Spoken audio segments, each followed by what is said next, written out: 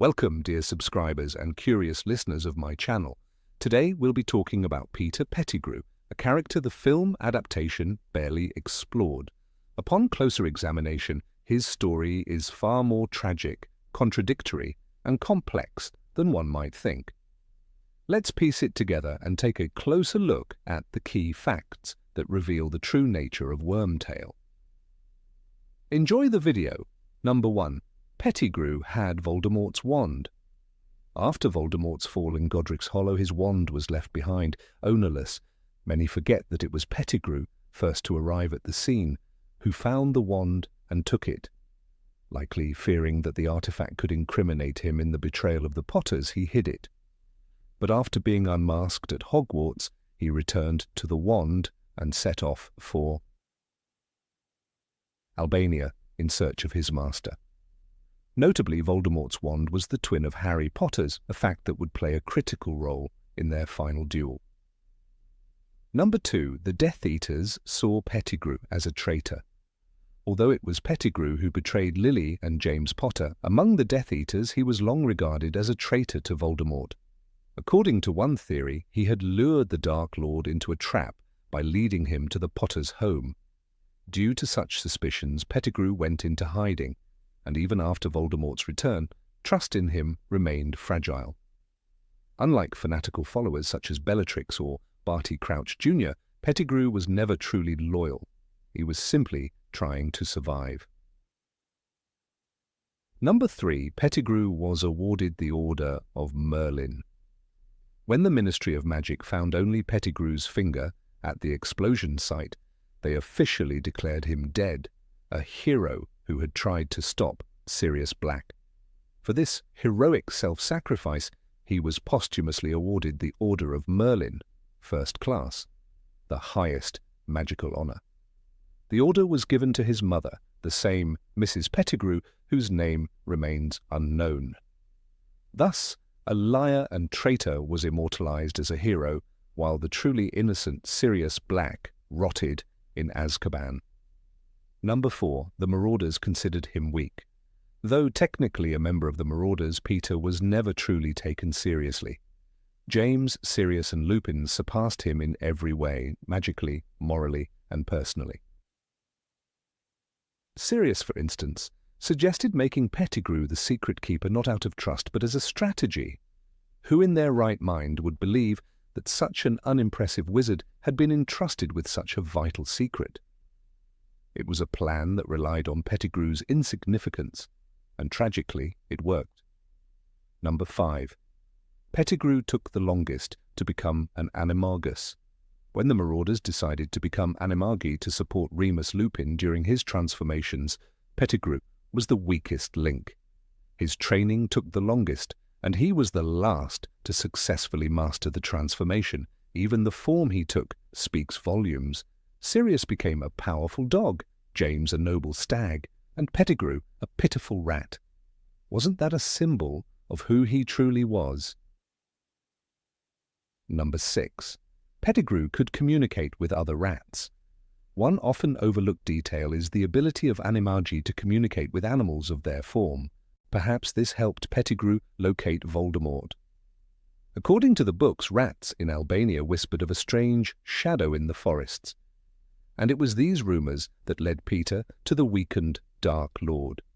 Interestingly, he lived as a rat for more than 10 years, and during that time, he may have become more connected to the animal world than the human one. Number 7. Born in 1960. Pettigrew's life before Hogwarts is shrouded in mystery. We don't know the names of his parents, and even his mother is referred to simply as Mrs. Pettigrew. All that's known is that Peter was born in 1960 and entered Hogwarts in 1971. Judging by his teenage years, fearful, submissive, clinging to stronger friends, it's likely that his childhood was not a happy one. Perhaps he learned to survive early on by bowing, hiding, and adapting, a strategy that became the core of his existence. Number 8. Pettigrew had an unusual patronus, Peter. Pettigrew's patronus was a rat, not a stag like James, not a big noble dog like Sirius. A rat, small, quick, unnoticed. It wasn't mentioned in the books, but later confirmed in author notes and companion materials. It fit him perfectly. The Patronus reflects who you are deep down, and Peter's form told the truth he never said out loud. He didn't want glory or battle. He wanted safety, to hide, to survive. Even his animagus form was the same. He didn't just become a rat, he was one in every way that mattered. A Patronus is fueled by your strongest memories, by hope, by the part of you that refuses to give in. That Peter could produce one at all is remarkable. It meant he had something to protect, some piece of himself, however small, that still believed in life. But that life was not about standing tall. It was about crawling into corners where no one looked. His Patronus didn't fight for him. It simply matched him, silent, nervous, and always ready to run. Number 9, he feared death more than anything. Peter Pettigrew feared death more than anything, more than pain, more than guilt, more than betrayal. He chose Voldemort not because he believed in the cause, but because he believed the Dark Lord would survive. Sirius said it best in Prisoner of Azkaban. He's a servant. He always goes with the strongest. He was scared. Peter didn't follow evil. He ran from fear, and he thought Voldemort would keep him alive. That fear drove every decision. He betrayed James and Lily to save himself. He faked his own death to escape Azkaban. He lived as a rat to avoid revenge. But in Deathly Hallows, Peter made one mistake. Just one. In the cellar of Malfoy Manor, Harry reminded him of the life debt he owed, and Peter hesitated. Just for a heartbeat, he held back. The fear didn't vanish, but something human broke through. It wasn't an act of bravery. He didn't turn on Voldemort. He didn't save Harry. He simply paused, and that was enough. The silver hand Voldemort had given him, a gift made from dark magic, recognized that weakness. It turned on him. Cold, silent, and obedient, it strangled its master. Peter died, gasping, not fighting, not running, just staring in horror at the thing meant to protect him.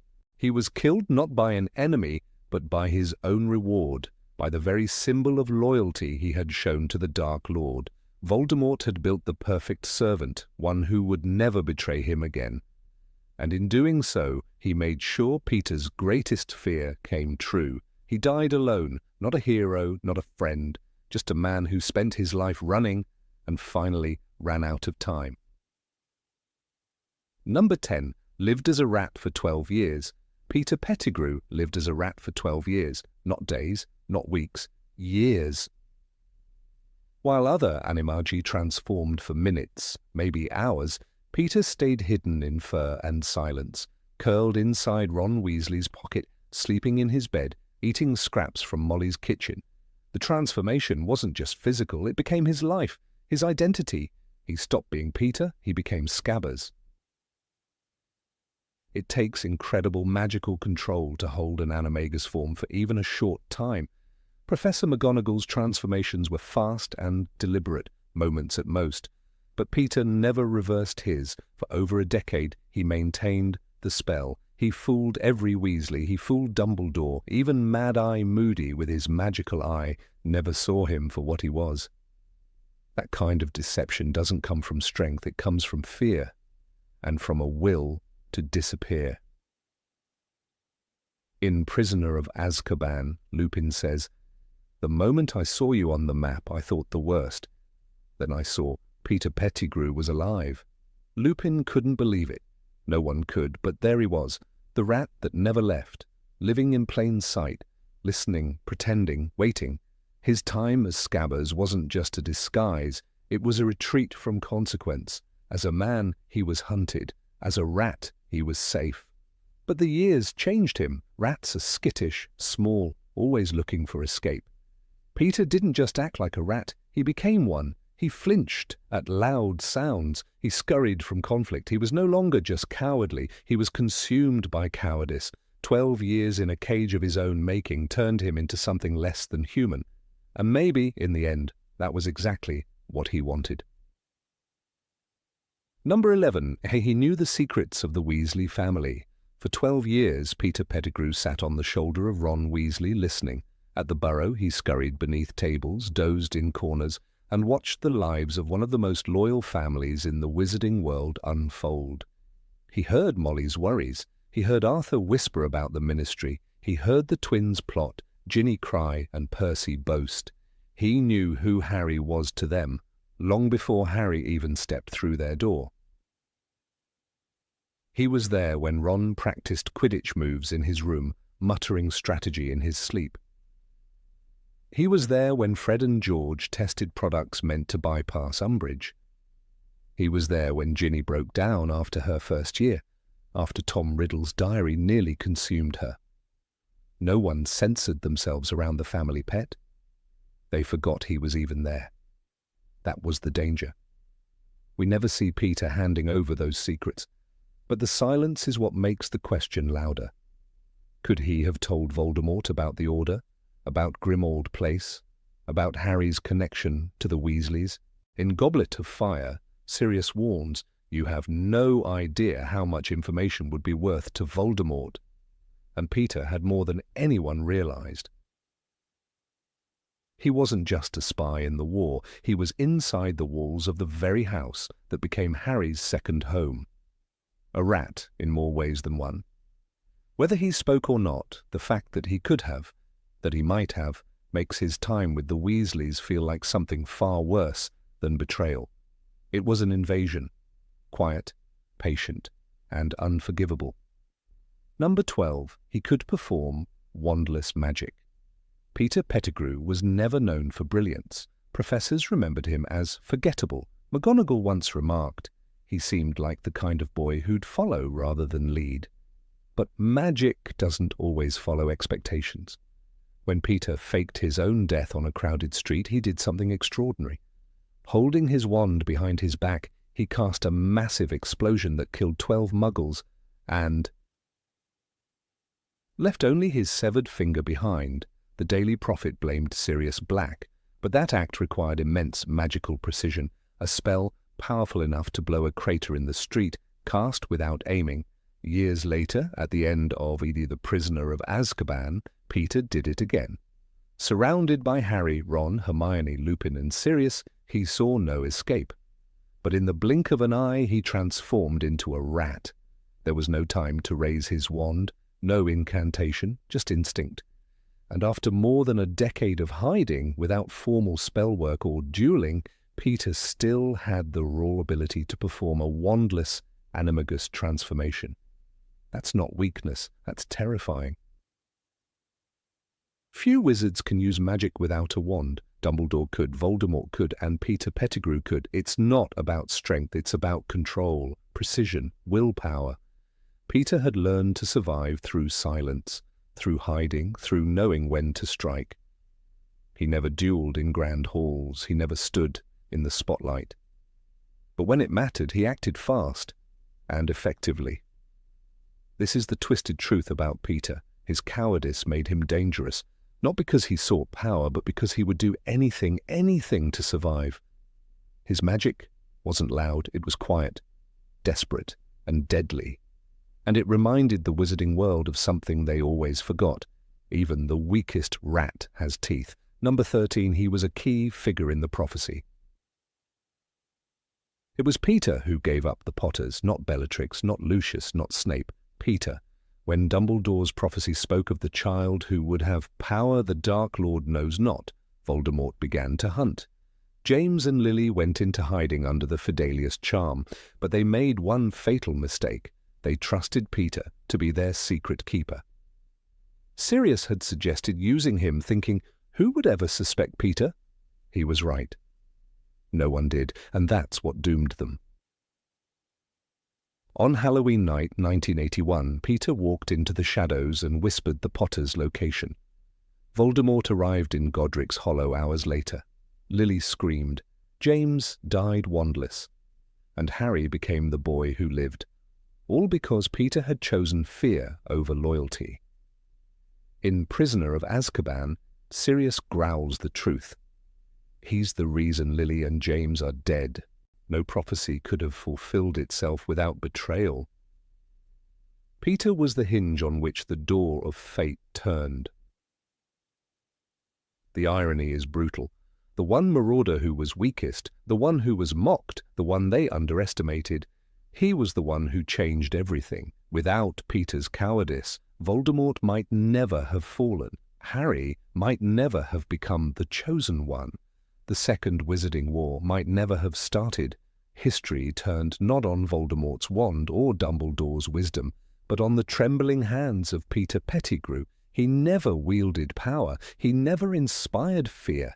Yet his single choice, his quiet whisper to the Dark Lord, shattered a family, fractured a generation, and launched the prophecy into motion. Peter didn't just betray his friends, he ignited a war. Number 14 shared a dormitory with Sirius Black. Peter Pettigrew slept just a few feet away from Sirius Black for 7 years. They shared a dorm room in Gryffindor Tower with James Potter and Remus Lupin. To outsiders, the four boys were inseparable, mischievous, bold, and brilliant. But behind the curtains of their four-poster beds, a quiet truth grew. Peter wasn't like them.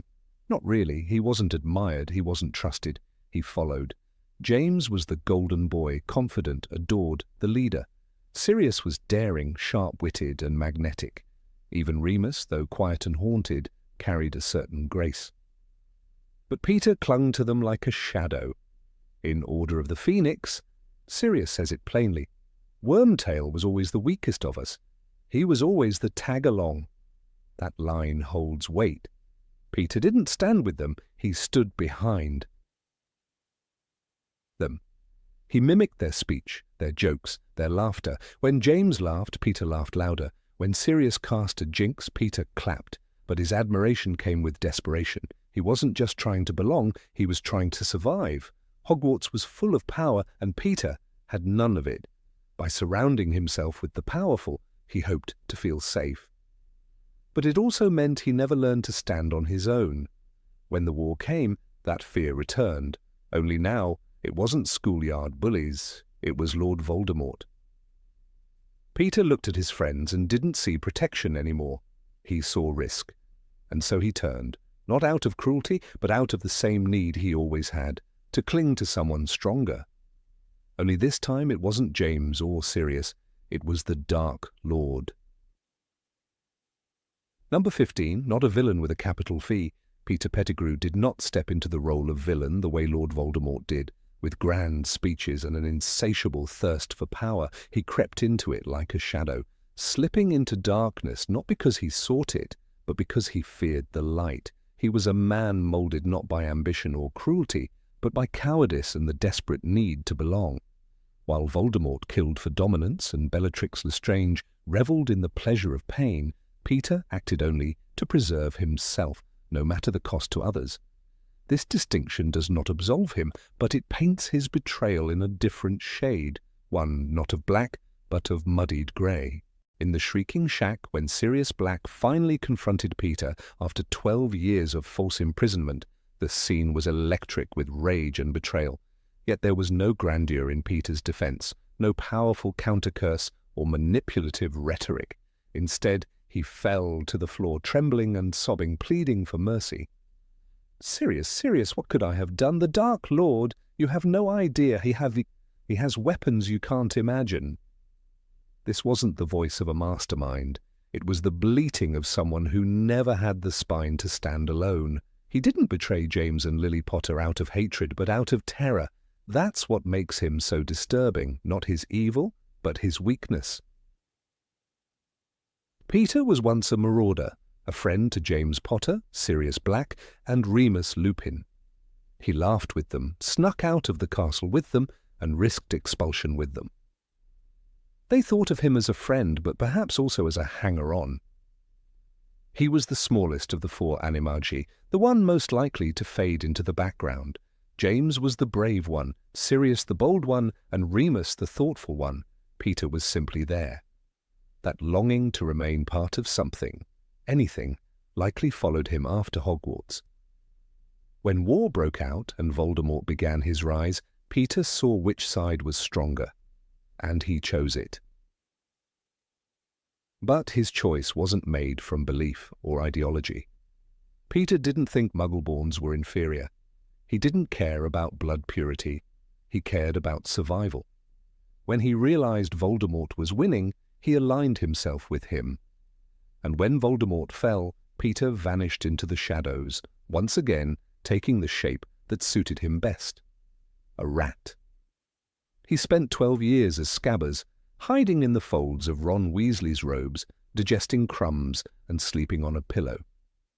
He chose humiliation over confrontation, disgrace over death. Every breath he took as a rodent was a victory over fear and a confirmation of his pitiful brand of villainy.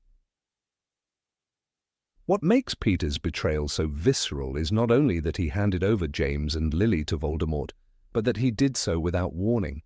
He was their secret keeper. They trusted him more than Sirius, who would have died rather than give them up. Yet Peter, hiding in plain sight, passed the secret to the Dark Lord with the ease of a man opening a door to avoid the storm. His hands never held a wand during that moment. He didn't duel or shout. He simply whispered a name, and in that moment lives were shattered. Even Severus Snape, a former Death Eater who had delivered the prophecy to Voldemort, felt enough guilt to change sides and devote his life to protecting Lily's son. Peter, in contrast, never tried to redeem himself. After Voldemort's fall, he had 12 years to come forward, to tell Dumbledore what he had done, to ask for mercy or even justice, but he preferred the silence of a rat to the pain of confession. He could have made a different choice every single day of those 12 years, and he never did. There is something uniquely pathetic about a man who becomes dangerous not because he enjoys it, but because he lacks the courage to resist it. When Voldemort was reborn and demanded a servant's flesh to complete the ritual, Peter didn't hesitate. He cut off his own hand, not out of loyalty, but out of obedience born from fear. He whimpered through the ceremony like a servant afraid of being punished, not exalted. Voldemort, ever perceptive, knew exactly what kind of creature Peter was. He replaced his hand with one of silver, a mockery of gratitude, a beautiful gift to a man too broken to wield it with dignity. And that hand would become the instrument of his death. In the cellar of Malfoy Manor, when Harry reminded Peter of the life debt he owed, for the briefest of moments, something human flickered in him. He hesitated, he faltered. The hand, sensing that hesitation, turned on him. It choked him to death, not because Voldemort was watching, but because Voldemort had known Peter would falter. The hand was created to do what Peter could not, to finish him off if he ever thought of acting on compassion. Even his redemption, brief and instinctual, cost him his life. There is no tragic beauty in Peter's end, only the irony of a man killed by the same cowardice that shaped his life. Harry himself recognized that Peter was not a villain in the same mold as Voldemort. He told Dumbledore, he hesitated. I saw him. He didn't want to kill me. That moment of weakness, that second of delay, was enough to save Harry's life. But it also defined Peter. He was never strong enough to be good, but never wicked enough to be truly evil. He lived in the in-between, and that is a far more frightening place to be. Bellatrix Lestrange, by contrast, is terrifying because of her joy in destruction. She kills because she loves it. She laughs while torturing Neville Longbottom's parents. Peter never laughed. He wept. He apologized. He grovelled. He did not commit atrocities with passion, but with trembling hands and darting eyes. This absence of conviction is not a lesser evil, it is simply a different one. Number 16. Voldemort's silver hand was cursed. Peter Pettigrew's fate was never meant to be heroic. His story winds through the dark corridors of betrayal, servitude, and the fine, cold line between loyalty and fear. It is a tragedy stitched from cowardice and consequence, and perhaps no moment illustrates this more grotesquely than the creation and eventual rebellion of his magical silver hand. Forged by Voldemort himself, the hand was not a gift of mercy. It was a curse wrapped in reward. It was a weapon, and eventually it became his executioner. After Lord Voldemort's rebirth in the graveyard of Little Hangleton, Peter Pettigrew, the man who had betrayed James and Lily Potter, was the one who made that ritual possible. It was he who cut his own hand, the flesh of the servant, to bring the Dark Lord back into corporeal form. The ritual was gruesome, ancient magic, a grotesque mockery of resurrection. For his contribution, Voldemort did not bestow freedom or forgiveness. Instead, he created for Peter a replacement, a magical hand forged of silver, glittering and flawless, cold and precise. Voldemort's words to him were, "May your loyalty never waver again, Wormtail." They were not a blessing. They were a warning. The new hand was beautiful, in a terrifying way. It responded to Pettigrew's thoughts faster than his own flesh ever had. It crushed rock as if it were paper. It shimmered under torchlight, perfect and lethal. But it wasn't truly his. It obeyed more than muscle or intent. It obeyed a curse woven by the one who had no trust to spare. Voldemort didn't believe in redemption or weakness. He believed in control, and the hand was a symbol of that belief. To understand the fate of Pettigrew, we must remember that he was never brave. He was not like James, Sirius, or Remus. In school he had been the tag-along, the one who laughed the hardest at others' jokes, the one who betrayed the Order of the Phoenix, not for ideology, but for fear. Voldemort knew this. That was precisely why Pettigrew had to be bound by something stronger than fear. He had to be shackled by the very body that served him. The cursed hand did not reveal its true nature immediately. In the 5th book, Harry Potter and the Order of the Phoenix, Pettigrew is not at the forefront. He slinks in the background, a shadow among shadows. He resides at the resurrected Voldemort's side, no longer important enough to be feared, not strong enough to be respected. The silver hand gleams at his side, beautiful but lifeless, like a cage forged of moonlight. Dobby the house elf would later describe him as the stinking one with the shining hand. That hand became his only legacy. By the time Pettigrew appears again in Harry Potter and the Deathly Hallows, the hand has been long forgotten by most readers until the moment it acts. Harry, Ron, and Hermione are captured and taken to Malfoy Manor. In the chaos of imprisonment, Harry calls to Pettigrew by name, appeals not to his allegiance, but to his brief flicker of humanity. "You're not going to kill me, Wormtail," Harry says. "You owe me." That moment, more than any other, is the unravelling of a tightly wound curse. For a breath of time, Peter hesitates. The silver hand trembles at his side. In that heartbeat of pity, that fracture in the mask of fear, Voldemort's enchantment awakens. The hand, sensing betrayal, turns on its master. The silver fingers closed around Wormtail's own throat, the book recounts. He gasps, fights it, struggles, but it is futile. The magic is absolute. The hand was never his. It was Voldemort's will, given shape, and that will demanded death. This moment is not just magical, it is symbolic. Voldemort's idea of loyalty was never built on trust, but on absolute submission. Pettigrew's mistake was not betrayal. He had betrayed countless times. His mistake was doubt. That was the true crime in Voldemort's eyes. The magical hand was created not only to reward, but to ensure that doubt would be punished with death. It was a clever spell, elegant and cruel. Pettigrew's own body was the trap. This is the chilling ingenuity of Voldemort. He had fashioned a man's hand into a living gaze, a booby trap for kindness. Pettigrew's attempt at redemption, a mere pause, not even an action, was enough to trigger the punishment. The hand was not enchanted to follow Peter's will. It was enchanted to follow his weakness, to crush it before it could spread. One might wonder why Voldemort chose to create such a specific curse. But the Dark Lord's obsession with control was pathological. He feared loyalty born of love because it could not be commanded. He understood only loyalty born of terror, and even that was never enough. Pettigrew was expendable. He had been useful and once. But even usefulness could rot. The hand was not created out of gratitude. It was created out of paranoia. There is something terrifyingly poetic about Pettigrew's end.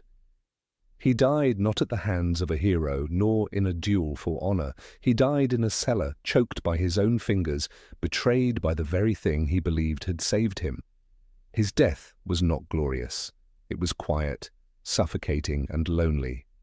And it was justice, not the justice of courts or cause, but the justice of narrative irony. The betrayer was betrayed by what he thought he controlled. The silver hand was more than an appendage. It was a symbol of Voldemort's dominion, of magic, twisted by mistrust. It looked flawless, powerful, even divine. But like all things Voldemort touched, it bore the stain of decay. Pettigrew had traded his soul for survival, and the silver hand was his 30 pieces of silver. Beautiful, cursed, and final. Number 17, Pettigrew, believed he deserved praise. Peter Pettigrew scurried through the shadows of wizarding history like a rat, both literally and figuratively. But beneath the cowardice and betrayal lay a thought rarely explored, a belief so paradoxical it bordered on delusional. Peter Pettigrew genuinely believed he deserved a reward. Not out of loyalty or bravery, but for simply surviving, adapting, and serving the next rising power. In his mind, the ultimate act of treachery, the betrayal of James and Lily Potter, was not a shameful secret but an achievement that merited praise. That belief would follow him to his deathbed, festering within him as a desperate justification for his role in the downfall of heroes and the return of a monster. Pettigrew's warped self-perception had its roots in his days at Hogwarts. Sorted into Gryffindor not for courage, but for his parasitic attachment to stronger personalities, Peter clung to James Potter, Sirius Black, and Remus Lupin like ivy on stone. In his mind, proximity to greatness made him great. But that illusion slowly crumbled over the years, and he grew resentful. He played the loyal friend, laughing at the jokes, echoing opinions, fetching whatever the others asked. Yet Peter always felt like the runt of the group, the one overlooked by teachers, peers, and even his so-called friends. While the others were admired and remembered, he was merely tolerated, a shadow with no light of his own. When Voldemort began to rise, Peter saw something in him that he had never seen in his friends: opportunity. Not a chance for justice or ideology, but for validation. Voldemort didn't need Pettigrew's companionship or humor. He needed his access. And Peter, finally holding a key that even James Potter didn't possess, believed he'd found a way to matter.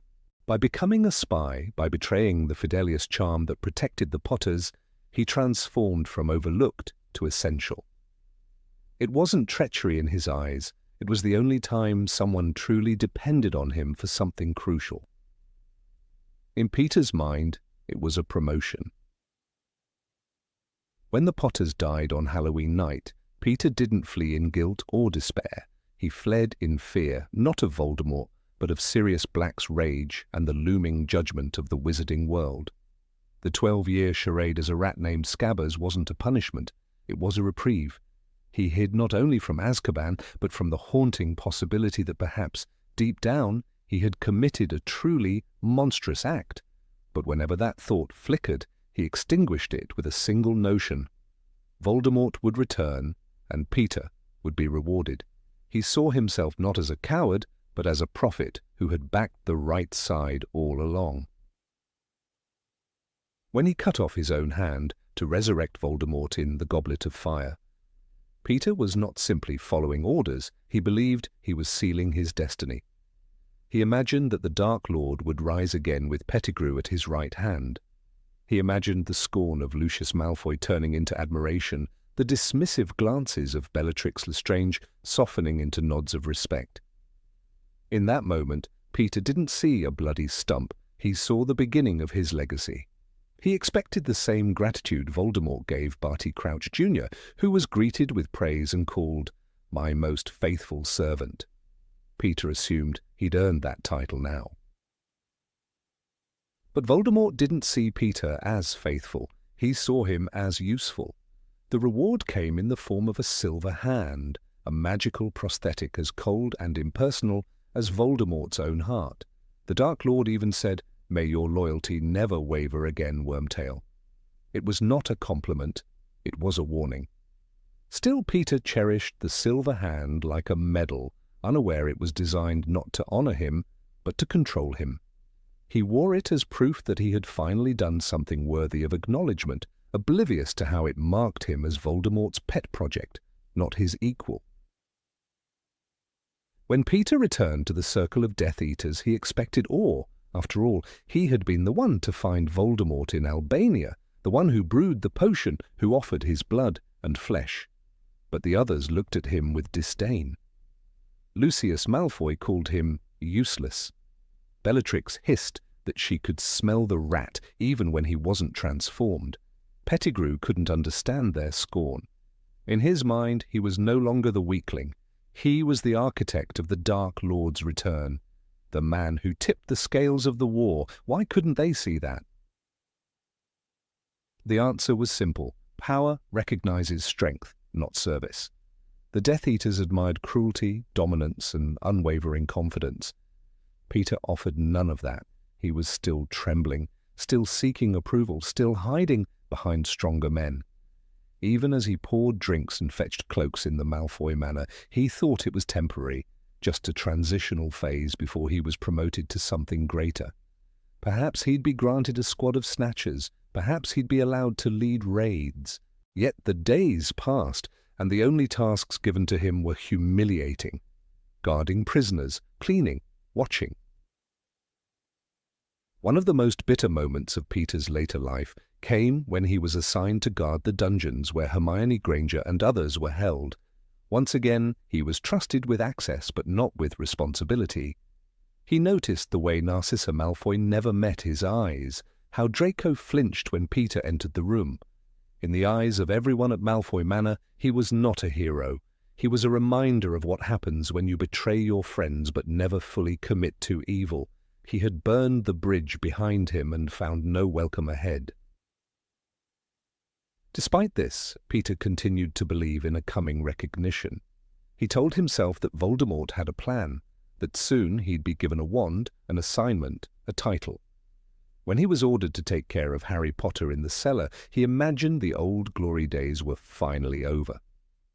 Now came the moment where he could fix it all, secure his place as the man who caught the boy who lived, and perhaps finally be forgiven, perhaps even admired.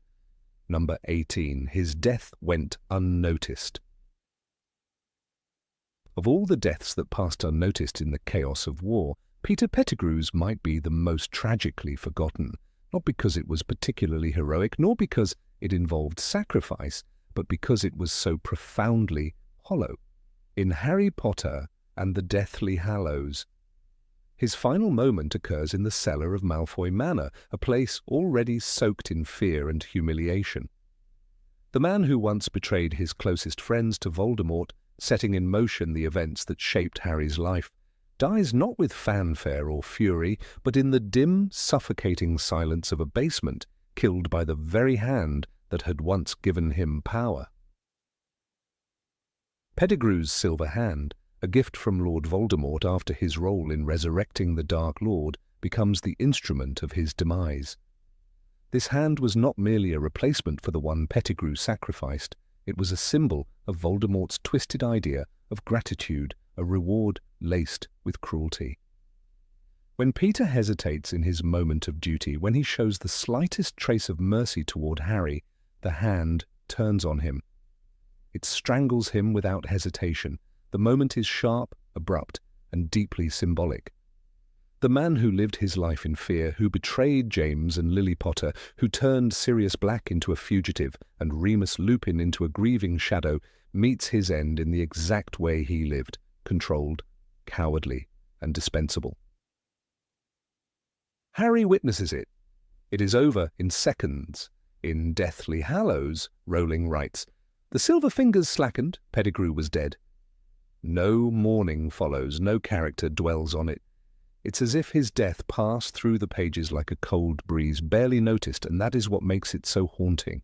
Peter Pettigrew, once a part of the iconic Marauders alongside James, Sirius, and Remus, dies without honor and without anyone truly acknowledging the fact. When the Marauders were young, they were inseparable. James Potter was the bold leader, Sirius Black, the charming rebel, Remus Lupin, the quiet intellect, and Peter Pettigrew, the tag-along, the weak link. Yet he was their friend. They trusted him enough to make him the secret keeper, and in the end he betrayed that trust in the worst possible way. He handed over James and Lily to Voldemort. He destroyed a family. He cost Harry his parents. But perhaps the greatest tragedy of Peter's life is not that he was a traitor, but that he was a forgettable one. Sirius once told Harry that Peter worshipped those stronger than him. He said it with disdain, and it proved painfully true. After faking his death and framing Sirius for murder, Peter lived as a rat for 12 years, hiding in the Weasley home under the name Scabbers. Even in this form, he never tried to make amends. He never acted out of guilt or honor. Instead, he remained exactly what he always had been, a man ruled by fear, a shadow, a parasite. And yet in that basement, Peter does something unexpected. As he holds Harry and Ron prisoner, and Harry reminds him of the life debt he owes, there's a flicker, just a flicker, of humanity. Peter hesitates. His grip falters. For a moment, he is no longer the obedient servant of the Dark Lord, and Voldemort's magic, unforgiving and absolute, responds instantly. His enchanted hand senses the weakness, the betrayal of Voldemort's ideals, and acts accordingly. "You're going to kill me?" Harry had asked. And Peter, perhaps realizing that he couldn't, perhaps realizing the weight of what he had done long ago, faltered. That was enough. No one ever speaks of Peter's death again. Not during the Battle of Hogwarts, not afterward, not even in private reflection. There is no tombstone, no body recovered, no mention of the man who helped Voldemort rise again. Perhaps it was too painful, perhaps he was so reviled that no one could bear to say his name. But the silence around Peter Pettigrew's death is a kind of punishment in itself, a slow erasure from memory. It is chilling to imagine that a man who once meant so much to people like James, Sirius and Remus could die and leave no imprint. James died believing Peter was his friend. Sirius died knowing Peter had cost him everything. Remus, perhaps the kindest of them all, rarely mentioned Peter at all, as though trying to scrub away the shame. In the end, Peter's legacy was not his betrayal nor his death, but his insignificance. Peter's life mirrors a descent into irrelevance. As a child, he was part of something greater.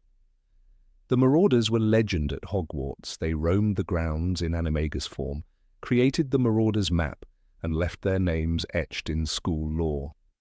But Peter's name, Wormtail, never carried the same weight.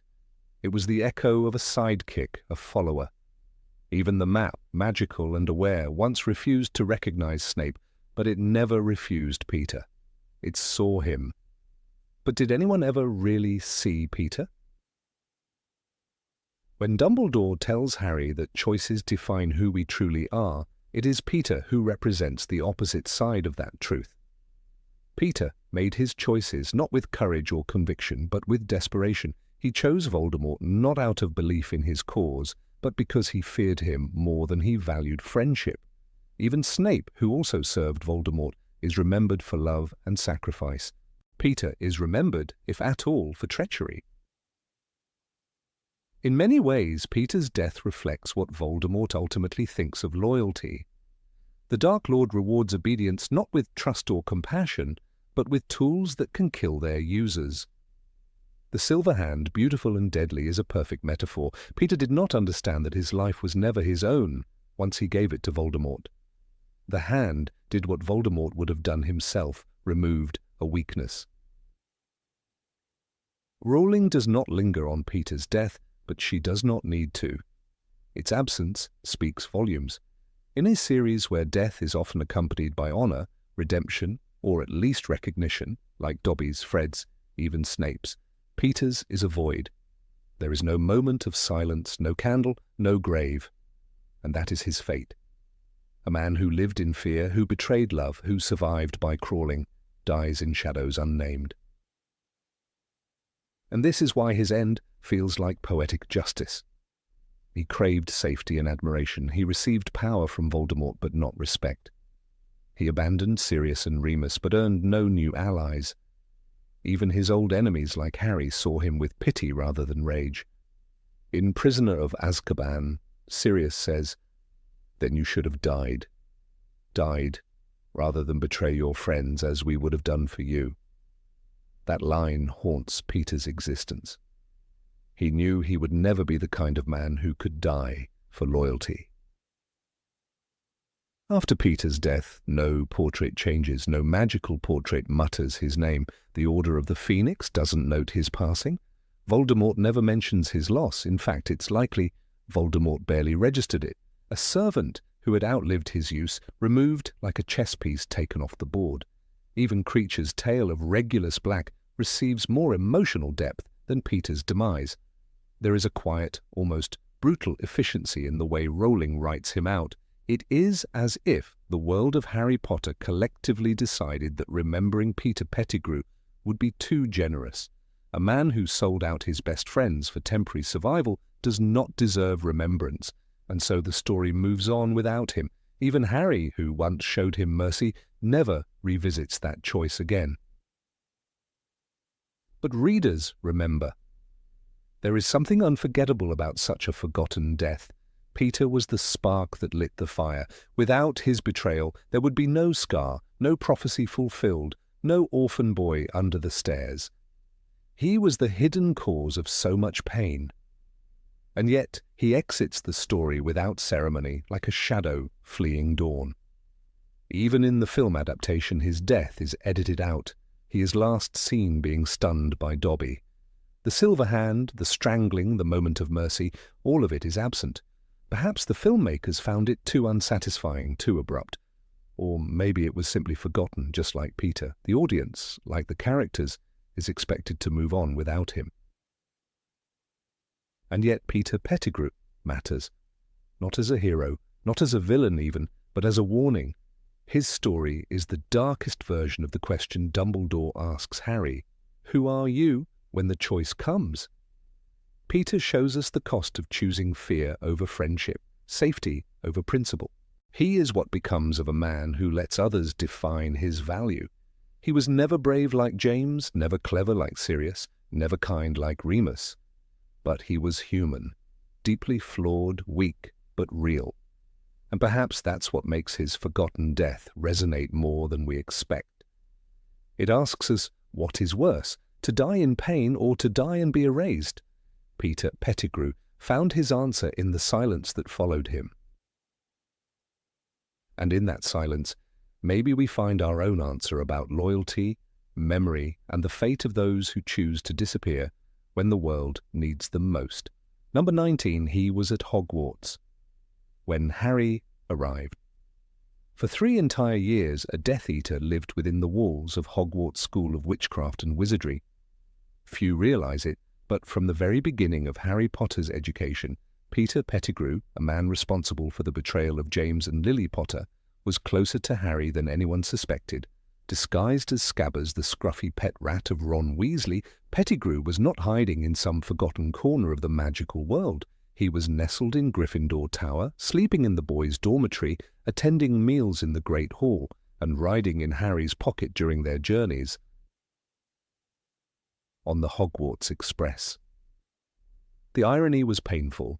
While Harry was discovering magic, growing stronger, and forming bonds that would shape his destiny, the man who had facilitated his parents' death was no more than a few feet away, watching, listening, and waiting. It is unsettling to consider that Pettigrew's small, ratty form was present during many pivotal moments of Harry's first years. In the Philosopher's Stone, while Harry, Ron and Hermione faced off with trolls, escaped deadly plants and stared down the shade of Lord Voldemort, Scabbers lay curled on Ron's blanket. "He's always been useless, that rat," Ron once muttered, but behind those beady eyes was not mere cowardice, it was calculation. Peter had witnessed the fall of Voldemort and watched the boy who caused it grow up. Under the nose of Dumbledore, no alarms were raised, no warning was given. Peter merely observed. When Harry first met Scabbers aboard the Hogwarts Express, there was nothing remarkable about the animal. In fact, Ron was embarrassed by him.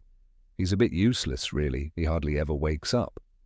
Yet that very behavior had kept Peter safe. A good spy hides in plain sight, and Peter played the role of harmless pet perfectly. While Crookshanks and even Fred and George suspected something odd about Scabbers, the adults dismissed it. The rat's old age and missing toe were just peculiarities, not signs of dark secrets. But every evening at the Gryffindor table, Peter was there. Every morning, when Ron dressed and packed his things, Peter was there. The Hogwarts staff never suspected the betrayal slept peacefully on Ron's pillow. It becomes even more disturbing when one considers Scabbers' presence during Hagrid's hut visits. The giant, good-natured gamekeeper had once been expelled for allegedly opening the Chamber of Secrets. Now he sat in his wooden chair, unaware that a true betrayer sat near his hearth, hidden in plain sight. When Hagrid comforted Harry over Norbert the Dragon or shared tea with Hermione, Peter was sometimes in Ron's pocket, soaking in every word. One cannot help but wonder what the rat thought as he watched these young heroes form their friendships that would one day stand against Voldemort himself. In the Chamber of Secrets, the stakes grew higher, yet Peter remained. He saw Ginny possessed by Tom Riddle's diary. He heard rumours swirling through the school about the heir of Slytherin. And still he said nothing. One must question whether he feared being unmasked, or whether he was reporting any of this to the remnants of Voldemort's followers. He had faked his death, framed Sirius Black, and lived undisturbed for over a decade. It's likely he had no intention of revealing himself unless it became absolutely necessary. But it was in The Prisoner of Azkaban that the weight of Peter's silent presence became almost unbearable. Sirius Black had escaped Azkaban. The Ministry believed he was hunting Harry. Every adult warned him to stay inside the castle. Yet the real target of Sirius's wrath was not Harry, but Peter, the man who had switched allegiances and delivered James and Lily to Voldemort. Throughout the year, Peter must have known the truth would catch up. He scurried from shadows, stayed hidden under blankets, and reacted in fear when Crookshanks approached. Hermione said it plainly. "Crookshanks doesn't like Scabbers. He keeps trying to steal him." The cat knew what others didn't. On Christmas morning in third year, Harry received the Marauders map from Fred and George. A magical item that showed every person inside the castle. The map bore a cruel irony. It had been created by 4 boys, Moony, Wormtail, Padfoot, and Prongs. Peter was Wormtail. The map was, in essence, his legacy. Now it passed to the son of James Potter. Harry unknowingly carried a piece of Pettigrew's past, while the traitor slept just meters away. Even the map had a grim sense of humour. The final revelation of Scabbers' identity took place not in the grandeur of the Great Hall or Dumbledore's office, but in the quiet darkness of the Shrieking Shack. When Remus Lupin and Sirius Black finally cornered Peter, Ron clutched his pet rat, unwilling to believe what he heard. "You're mad," Ron said. "Scabbers can't be Pettigrew. He just can't." But Lupin's wand and Sirius's fury uncovered the truth. "You sold them to Voldemort," Sirius hissed. "You said you'd die rather than betray them." And yet Peter had not died. He had cowered. He had shifted into the form of a rat, hiding not just from vengeance, but from conscience. Peter's time at Hogwarts as Scabbers lasted from September 1991 to June 1994. 3 full academic years. During that time, he attended every lesson Ron did. He heard the Gryffindors complain about Snape, laugh about Quidditch, and fret over homework. When Neville Longbottom struggled with his memory, when Hermione excelled in every class, when Harry suffered under the weight of fame and mystery, Peter was there. He absorbed the energy of youth, the planning of children trying to make sense of chaos, and the growing strength of the boy who lived. He was, undeniably, at the heart of Hogwarts. What did Peter think as he watched Harry play his first Quidditch match, as he saw Professor Quirrell crumble under the weight of Voldemort's possession? Did he wonder if his master would rise again, or did he believe the Dark Lord was gone forever? Perhaps he feared that any contact with Voldemort would bring Sirius out of hiding, and with him, justice. So Peter waited. He listened to Harry's dreams, to Ron's stories, and to Hermione's doubts. He learned their weaknesses, yet he did not act. Cowardice, perhaps, was the only thing stronger than his loyalty. Peter's betrayal ran deeper than most understand. By hiding in Hogwarts, he turned the safest place in the wizarding world into a lie. The same castle that had once protected Lily and James now unwittingly harboured the man responsible for their deaths. Dumbledore, so vigilant, so wise, never suspected the small rat that ran along the common room's stone floor. "The truth," said Dumbledore in later years, "is a beautiful and terrible thing, and should therefore be treated with great caution." But even he, the greatest wizard of his age, did not know the full truth that lived beneath his nose. In the 3rd book, Ron finds blood on his sheets and accuses Crookshanks of attacking Scabbers. The rat had vanished. What if Peter had seen Sirius near the Gryffindor Tower and panicked? What if he believed the time had come to run again? These moments add tension to every rereading. A simple pet disappearing becomes the unraveling of years of deception. Every detail gains meaning. Every noise in the wall, every hiss from the pipes, every rustle in the bag. Perhaps it was not mice or magical creatures, but Peter moving from place to place. Fred and George Weasley gave Ron an old pet rat. They never suspected they were handing their younger brother a servant of Voldemort. It is the kind of cruel twist only the wizarding world could allow. How often did Molly Weasley pet Scabbers? How many meals did he attend? How many times did he sit beside Ginny while she told stories or cried about Tom Riddle's diary? Peter had access to everything. If he had chosen to act, if he had poisoned, hexed, or alerted Death Eaters, the entire course of the books could have changed. But he did not. He remained passive, not out of remorse, but fear. When Harry finally faced Pettigrew as a human, wandless and pathetic, he did not strike. "I'm not going to kill you, Peter," Harry said. "You're going to turn me in, aren't you?" Peter's silence was an answer. Yet in that moment, Harry's mercy created a magical debt. Later, in the Goblet of Fire, when Peter returned to help resurrect Voldemort, that same hand he had spared trembled. The Dark Lord mocked him. "You returned to me not out of loyalty but out of fear."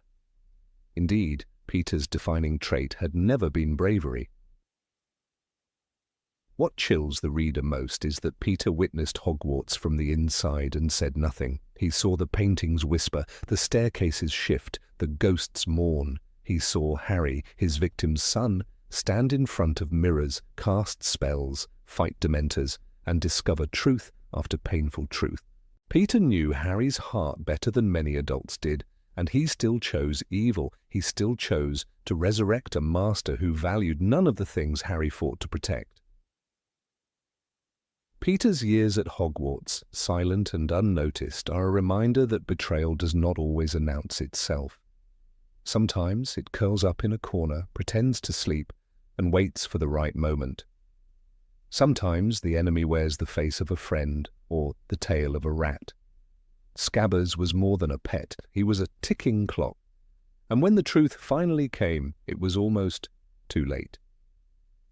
In many ways, Peter Pettigrew is the most frightening figure of the early books, not because of what he does, but because of where he is and what he chooses not to do. His presence stains the innocence of Harry's first years, his silence mocks the safety of Hogwarts, and his legacy lingers in every rereading, whispering that darkness doesn't always shout. Sometimes it squeaks. Number 20, he never truly regretted his actions. Peter. Pettigrew knelt on the floor of the shrieking shack, his rat-like features trembling, hands clasped in a mockery of prayer. Before him stood Sirius Black, eyes blazing with fury, Remus Lupin sombre and composed, and 3 students, Harry Potter, Ron Weasley, and Hermione Granger, who had just watched the illusion of a pet rat shatter into a living ghost from the past. It was in that moment, with truth cracking through the walls like thunder, that Pettigrew's soul was laid bare. He begged, he whimpered, he clawed at the floor like a trapped animal. But what he did not do, what he never once attempted, was confess. There was no apology. Not to James and Lily Potter, whom he had sent to their deaths. Not to Sirius Black, whose life he had destroyed by framing him for murder. Not to Remus Lupin, who had lost every friend he trusted. Not even to Harry, the boy left an orphan because Peter had chosen survival over loyalty. Pettigrew never uttered the words that could have changed the air in the room, even if only slightly. "I'm sorry." And this absence echoed louder than all his pleas. Fear, not guilt, drove Peter's tears. When he threw himself at Sirius's feet, when he reached for Lupin's robe, when he croaked Harry's name, it was always in the hope of saving his skin, not in the agony of a haunted conscience. His voice cracked not from regret, but desperation. "He's at large! He wants to kill me!" he shrieked about Voldemort. In those words was his truth. Pettigrew feared Voldemort's wrath more than he grieved for the people he had betrayed. This moment revealed the unchanging nature of Peter Pettigrew. Unlike others who had served the Dark Lord, who later stood before courts and begged for mercy, citing brainwashing or youthful error, Peter's soul never evolved. He did not reflect. He did not wrestle with guilt. He clung to his narrative that he had no choice. What was there to be gained by refusing? He might have said in his defense. Had he ever been granted a trial? And perhaps this was the most terrifying part of all. For a man who had once sat in Gryffindor Tower, laughed at school feasts, and walked the grounds of Hogwarts with noble friends, to become so devoid of remorse required not corruption, but willing decay. When Harry stopped Sirius and Remus from killing Peter, citing the memory of his father, "I don't think my dad would have wanted them to become killers." The room held its breath. For one fleeting second, everyone thought Peter might seize this miracle as a chance to atone. He had been spared, forgiven in a way he had not earned. And still, he said nothing, not even a thank you. Instead, his eyes darted like a rat's, scanning for exit points. He had survived again. That was all that mattered. Years later, in Malfoy Manor's dark and suffocating cellar, Peter would face his final test. Dumbledore had once said that saving a life creates a magical bond, and in a strange twist of fate, Peter owed his life to Harry Potter. That bond would come back to haunt him. When Peter tried to strangle Harry during the escape, his own silver hand, gifted by Voldemort, turned against him. But it was not betrayal by magic, it was punishment. Magic, unlike Peter, remembered debts. The hand choked the life out of him, not because he tried to kill Harry, but because he hesitated. For just a fraction of a second he paused. And that pause, born not from love but from debt, was his undoing. Even then, as his breath ran thin and the cold floor of the dungeon became his deathbed, no words of remorse passed his lips. He died as he lived, whispering excuses, eyes wide with fear, still trying to justify his cowardice. He did not repent, he simply expired. Sirius had once said that Pettigrew's betrayal had been worse than murder. "You should have died rather than betray your friends," he had spat at him in the shrieking shack. That was the standard by which the Marauders had lived, the fierce code of brotherhood born in the corridors of Hogwarts. It wasn't about bravery in battle or clever spells. It was about choosing honor even when death stood before you. Pettigrew had made his choice the moment he whispered the Potter's location to Voldemort. Every moment after that, every lie, every disappearance, every scream he ignored was a reinforcement of that first choice. Remus Lupin, who had once believed Peter dead, had held on to the lie with quiet guilt. When the truth emerged, his expression wasn't fury, but deep, weary sadness. Pettigrew wasn't just a traitor. He was a defilement of memory. The boy they had once shared jokes with, who had laughed under the invisibility cloak, who had eaten chocolate frogs in the dormitory, was now a shadow whose name was synonymous with treachery. Remus mourned more than betrayal. He mourned the death of their youth. Even the name Wormtail bore the stench of degradation. In school, it had been an innocent nickname, part of the camaraderie between Moony, Wormtail, Padfoot, and Prongs. But Voldemort revived it as a mark of servitude, stripping Peter of dignity. And Peter accepted it. He bowed. He kissed hems. He lived in hiding, not from shame, but from justice. Even when Voldemort returned, Peter did not offer his wand and ask forgiveness from the Order. He offered his arm. The silver hand Voldemort gave him after Peter cut off his own for the resurrection spell was not a gift. It was a shackle, glimmering with control. Voldemort rewarded loyalty, but he never respected Pettigrew. To him, Peter was the lowest form of servant, useful perhaps, but contemptible. And Peter accepted that too. He didn't yearn for redemption, he yearned for relevance. Being a servant to evil was preferable to Peter than being forgotten. Dobby, a house elf, showed more bravery and integrity in death than Pettigrew did in life. So did Creature, who despite years of bitterness turned against evil when given the chance. Yet Peter, a wizard born with choice and power, remained chained to fear. This made his cowardice not just pitiful, but vile. Others found redemption in the war. Snape, whose sins ran deep, died protecting the child of the woman he loved. Regulus Black, born into darkness, turned against Voldemort and gave his life to stop him. Even Draco Malfoy, when pushed to the brink, showed signs of struggle. But Peter never changed.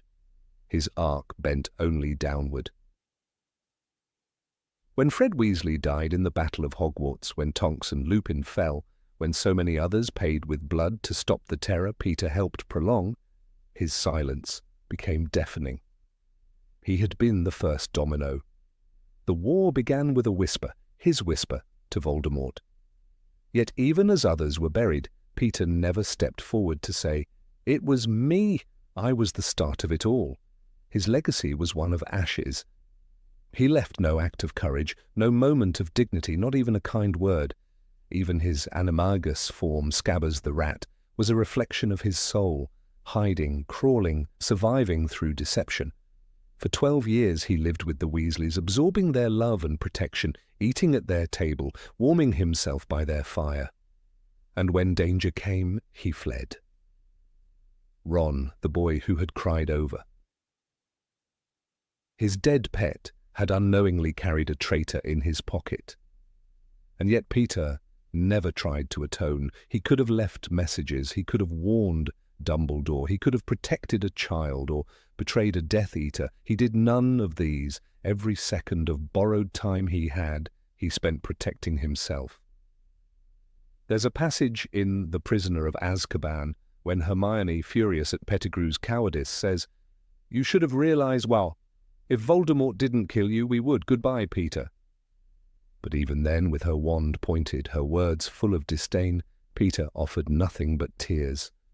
Those tears were not rivers of regret, they were dams of fear, leaking under pressure. One might be tempted to pity him, a man crushed by fate, overwhelmed by forces too great. But that would be a lie. Pettigrew was not swept away by a storm. He walked into the storm holding a torch. He lit the fire beneath his friends and watched it burn from the shadows.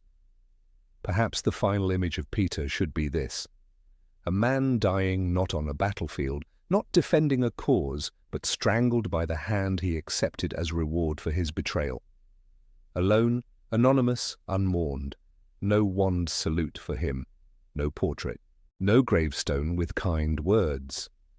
Just the cold of the floor, the whisper of a debt unpaid, and the echo of remorse that never came. In the end, Peter Pettigrew was not tragic. He was a warning, a testament to what happens when fear becomes a compass, when survival becomes a creed.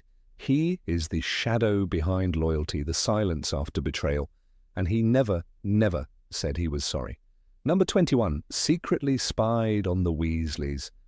Of all the betrayals laced throughout the Harry Potter series, perhaps the most chilling are the ones that slithered through unnoticed.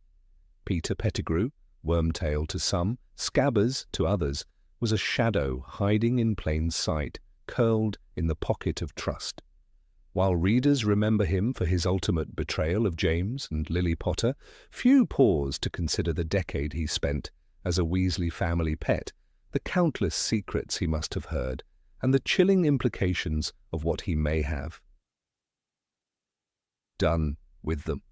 In the shape of a rat, he lay silently on the bunk beds at the Burrow, crawled along the hallways of Hogwarts, nestled deep in the pockets of Ron Weasley. But Peter was not just a fugitive hiding from justice. He was, perhaps, still an agent of evil, passing whispers in the dark long before the events of the Triwizard Tournament unfolded. Peter Pettigrew vanished after the fall of Voldemort in 1981, when Sirius Black was falsely accused of his murder. Everyone believed Peter to be dead, but in truth he had assumed his animagus form, a shabby grey rat, and ingratiated himself into the life of Percy Weasley before eventually becoming Ron's pet. Ron's rat, Scabbers, was sprawled across his pillow. Rowling writes in Prisoner of Azkaban, hinting at just how intimately embedded Peter had become within the Weasley household. Living undetected among one of the most loyal families to the Order of the Phoenix, Pettigrew had a front-row seat to conversations about Dumbledore, the Ministry, and most crucially, Harry Potter. What makes this detail sinister is not simply that he was hiding, but that he was listening. Rats are small, quiet, and easily overlooked. Conversations continued around him without hesitation. Plans were spoken aloud, destinations shared, fears confessed. When Arthur Weasley discussed his work at the Ministry, when Molly worried about Harry's safety, when Ron read letters from Harry or Hermione, Peter heard it all. He was, by accident or design, a perfect spy, absorbing information with no suspicion cast his way. And the question that haunts this narrative is terrifying in its simplicity. What if he was passing these secrets to Voldemort even before the Dark Lord returned to physical form? Consider the events surrounding Harry's 4th year at Hogwarts. The Triwizard Tournament was rigged, a conspiracy designed to deliver Harry to Voldemort. But for such a plan to work, Voldemort would need foreknowledge. Specifically, where Harry would be when he would be isolated, how best to lure him. Peter, still hiding as Scabbers, would have known that Harry would spend time at the Burrow during the Quidditch World Cup. He would have known that Arthur was working closely with the Ministry during the planning stages. This intelligence could have been essential in helping Voldemort orchestrate the attack by Death Eaters after the Cup, an attack meant to signal the return of dark times. Though Peter fled shortly before those events, the damage had likely already been done. The timeline itself suggests a web of manipulation. Peter was exposed at the end of Harry's 3rd year, in Prisoner of Azkaban, and fled with Sirius and Remus hot on his tail. But what if that exposure came only after he had served his purpose? What if his time as Scabbers wasn't just about self-preservation, but about gathering intelligence? According to fan theorists, the level of Voldemort's preparation by the time of Goblet of Fire suggests that he had a reliable informant even while he remained weak and bodiless. Peter, having lived with the Weasleys for over a decade, fits that role with eerie precision. Even more disturbing is the idea that Peter may have continued to provide information after his identity was revealed. In Order of the Phoenix, Harry is attacked by Dementors during the summer at Little Whinging, an event that Dumbledore later says could not have been a coincidence. Someone must have known where he was, Dumbledore says, yet how could anyone have known that Harry would be there outside number 4, Privet Drive, at that exact moment? Unless someone had followed the trail of conversations within the burrow, or even heard from Ron's letters about Harry's summer arrangements, the attack seems strangely precise. Let us not forget that Peter was not alone after his escape. He returned to Voldemort, who was still weak and hiding in the forests of Albania. Together they fled to the Riddle House, and Peter was instrumental in building the ritual that would restore Voldemort to a body. "He is at my side, a faithful servant," Voldemort says in Goblet of Fire, referring to Peter. Yet loyalty alone cannot explain the swiftness with which Voldemort's plans unfolded. They required intelligence, they required knowledge of Dumbledore's movements, of Harry's schooling, of the Ministry's weaknesses, and Peter, having been a silent companion to the Weasleys for over 12 years, was uniquely equipped to provide all of that. Ron, of course, never suspected a thing. He treated Scabbers like a nuisance, complaining about his laziness, his missing fur, his frequent illnesses. But even this detail raises questions. Could Scabbers' poor health have been a deliberate ruse to seem harmless, to avoid suspicion? Could his sudden disappearance before the World Cup have been more than coincidence? "I haven't seen Scabbers for days," Ron mutters before the events at the Cup, suggesting that Peter had already begun making moves. That timing, when placed beside the attack at the World Cup and the unravelling plot around Barty Crouch Jr., paints a darker portrait of events. There are subtle moments that imply Peter was always watching. When Ron visited Hogwarts during the summer, when the twins snuck into restricted areas, when Ginny whispered her fears about Tom Riddle's diary, was Peter listening then too? It's likely. Ginny's possession by the diary of Voldemort happened while Peter was still at Hogwarts, hiding in Ron's dormitory. And though he may not have had direct access to the diary's magic, he could have reported strange behavior to those who cared. Could the resurgence of the diary have been orchestrated with Peter's intelligence? Could Lucius Malfoy's placement of the diary into Ginny's cauldron have been aided by whispers from a rat?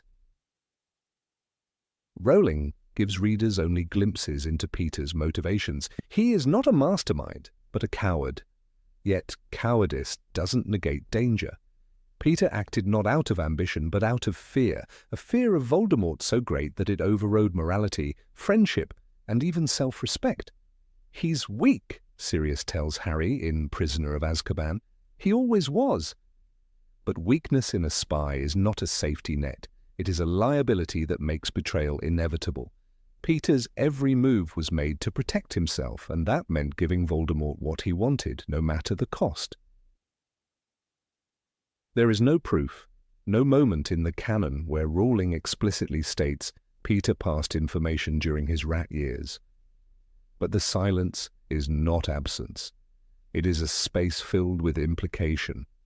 The fact that Peter remained undetected for so long, that he witnessed the private lives of one of the most influential wizarding families, and that Voldemort's plans consistently stayed a step ahead, none of it adds up without the suggestion of spying.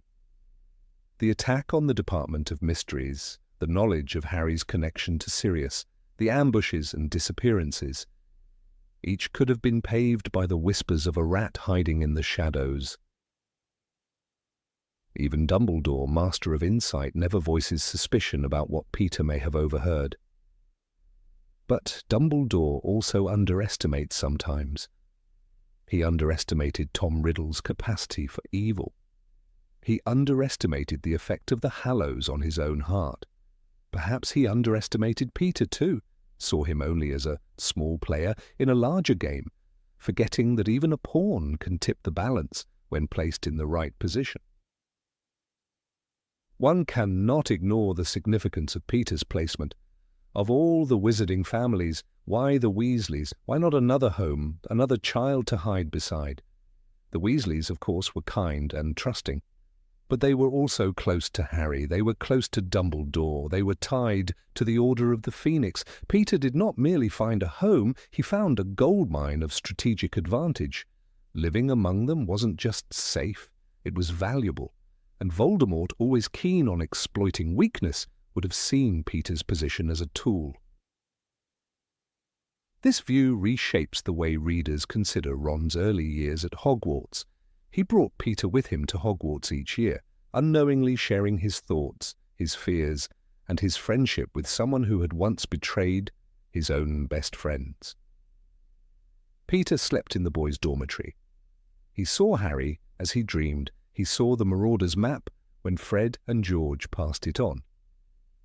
Messrs. Mooney, Wormtail, Padfoot and Prongs, it read, and Peter must have laughed in the silence of his cage, knowing he was the only one of them still present and unaccounted for. Peter's death, eventually brought by his own enchanted silver hand, is sometimes seen as poetic justice. But the true weight of his story may lie not in his ending, but in the hidden decade that preceded it. That time is a black hole in the series, a gap filled with assumptions but so few answers. What did he hear? Whom did he contact? How many of Voldemort's actions were guided by what Peter gleaned from conversations at the dinner table, from letters read aloud, from secrets shared between siblings? The attack on Arthur Weasley at the Department of Mysteries is often framed as a result of Voldemort's possession of Harry's mind. But how did Voldemort know Arthur would be there? The Order rotated its guards. The schedule was secret. Yet somehow the snake struck at just the right moment. Could Peter, returned to Voldemort's side, have remembered hearing Arthur mention his guard shifts? Could he have passed along the names of those involved? It is a possibility that weighs heavily once considered. What Peter stole from the wizarding world may never be fully known. It wasn't just one act of betrayal, one deadly mistake. It was years of proximity to trust. It was information turned into weapons. It was loyalty twisted into leverage. For a man once described as forgettable, Peter Pettigrew had an unforgettable impact on the war. And while readers may shudder at his cowardice or condemn his choices, the truth lingers uncomfortably. The rat in Ron's pocket may have whispered secrets that shaped the fate of the wizarding world. Number 22, his name, still appeared on the Marauders' map. In the dim corridors of Hogwarts, where time seemed suspended, and secrets nestled in every stone, one of the most curious mysteries lay not in the forbidden forest, or in the restricted section of the library, but in a piece of parchment, creased, weathered, and enchanted beyond measure. The Marauders' map, crafted by 4 mischief-makers in their youth, had the power to unveil every hidden path and every wandering soul within the ancient walls of the castle. Yet among all the names it displayed, names that flickered across the ink-drawn hallways like whispers, one name lingered, unnoticed, unchallenged, and astonishingly unexplained: Peter Pettigrew. For months, Harry Potter carried the Marauders' map in his pocket, unfolding it late at night to track footsteps, avoid professors, and observe the quiet rhythm of the castle. He had seen names he expected: Ron Weasley pacing the Gryffindor common room, Professor Snape patrolling the dungeons, Filch dragging Mrs. Norris across cold stone floors. But among the clusters of familiar names, one always stood out: Peter Pettigrew. It haunted the hallways near Gryffindor Tower, appeared in proximity to Ron, and yet Harry never paused long enough to let the realization take root.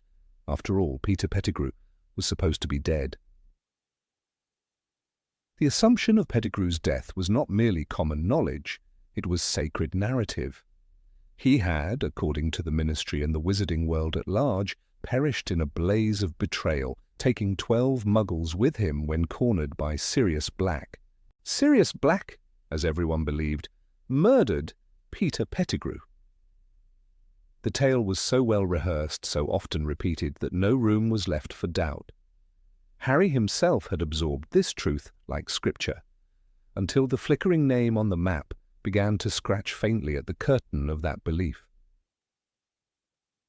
There is a moment in Harry Potter and the Prisoner of Azkaban, where the map becomes more than a prankster's relic. In Chapter 14, titled Snape's Grudge, Harry is alone in the dark, hidden beneath his invisibility cloak, watching the map. He sees something that makes no sense. He stared. A single dot was moving slowly up the right-hand side of the map, labelled unmistakably Peter Pettigrew. Harry is stunned. It had to be a mistake. Pettigrew was dead. But instead of pursuing that thought, he does what so many do when faced with impossible truths. He dismisses it. He assumes the map is flawed. He believes it is lying. Yet the map had never lied before. Created by 4 students, James Potter, Sirius Black, Remus Lupin, and Peter Pettigrew, the map was enchanted with a complexity that rivaled the most advanced magical objects. It revealed anomaly. It revealed those under invisibility cloaks. It revealed even those hiding under disguise or enchantment. It knew the truth, and it had no reason to conceal it. The name Peter Pettigrew remained etched in living ink, walking through corridors, sitting beside Ron Weasley in the dormitory. Yet no one stopped to ask why. What makes this detail so eerie is the subtlety with which J.K. Rowling allows it to play out. She does not ring alarms or offer flashing neon signs. Instead, she allows the reader to glance just as Harry does and look away. The map says something the world does not want to hear, that a man thought dead is, in fact, alive and hiding in plain sight. The map is not mistaken, it is not confused, it is merely waiting for someone to believe it. The brilliance of this narrative choice lies in its quiet defiance of reader expectation. We are trained to think of maps as neutral, as tools that merely reflect what is.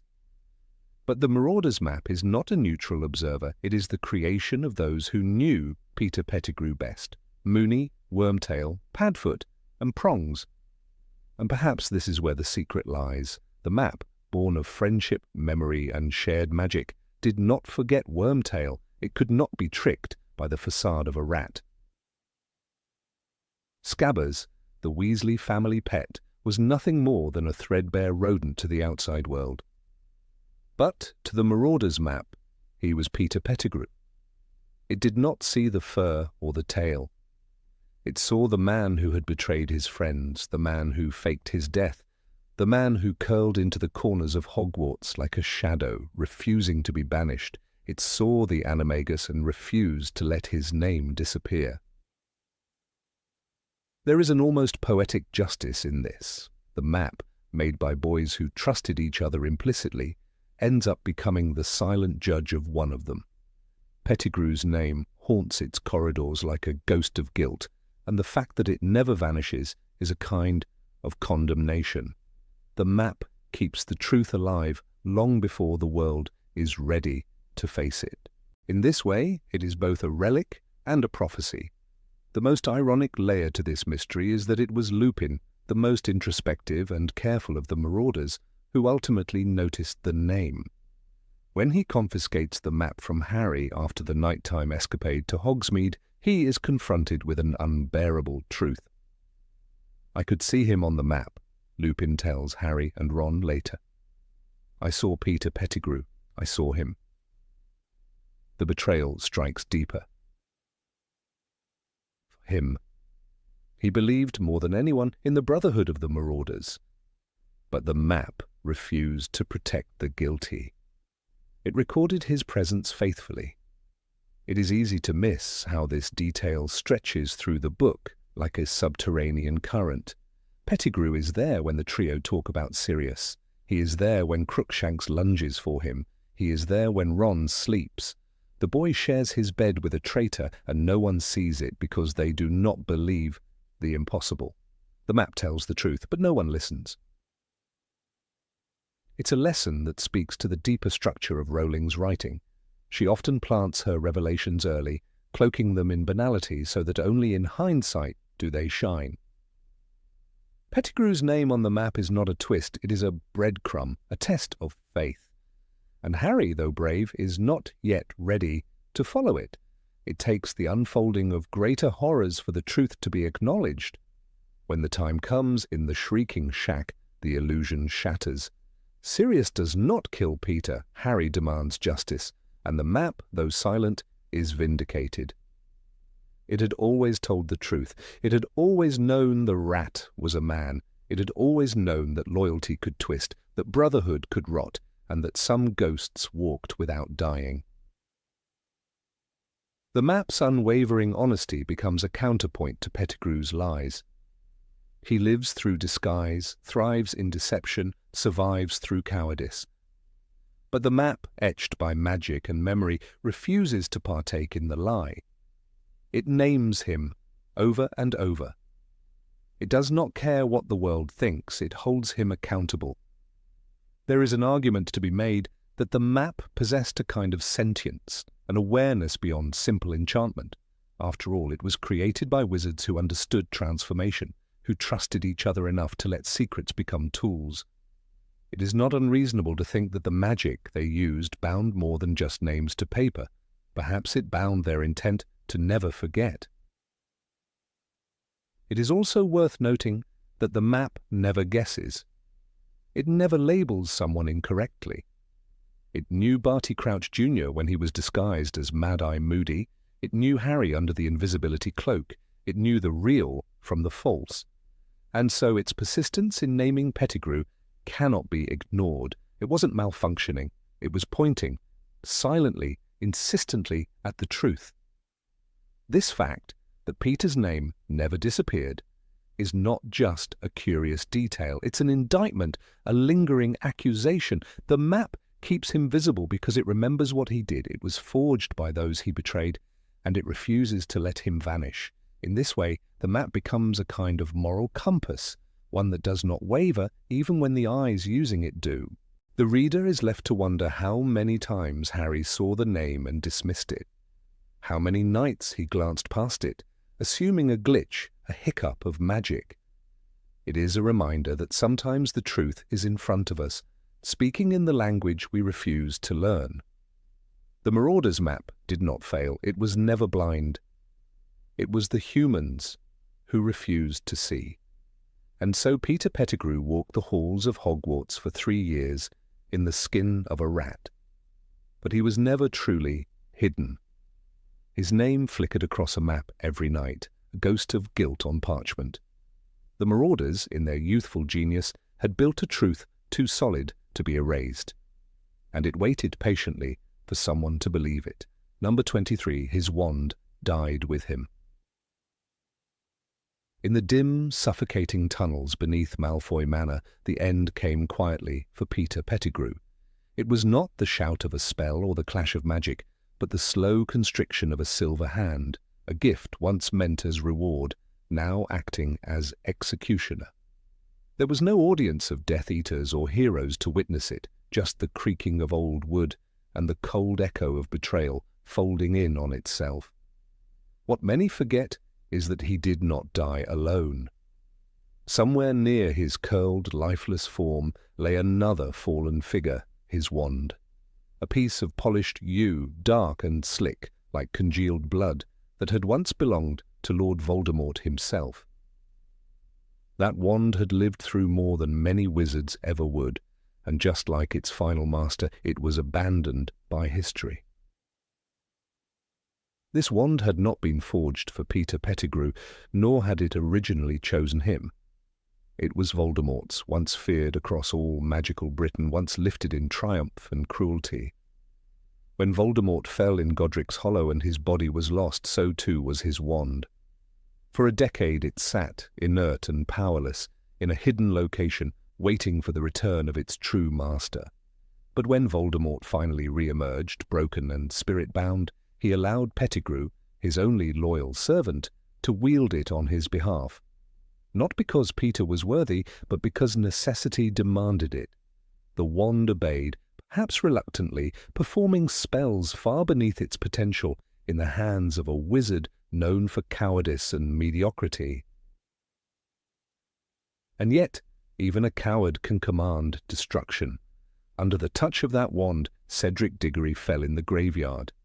Though the spell that killed him came from Voldemort, it was Peter who performed the ritual, Peter who prepared the cauldron, Peter, who drew the blood and bone. The wand did not protest. It acted as an extension of power, not of will. Later, it was returned to its original owner, replaced in Peter's grip by a new wand, likely one he acquired with the favor of his dark master. But Voldemort's wand had already imprinted something onto him. Like a cursed object, it left a trace, one that may have deepened Pettigrew's own descent into spiritual rot.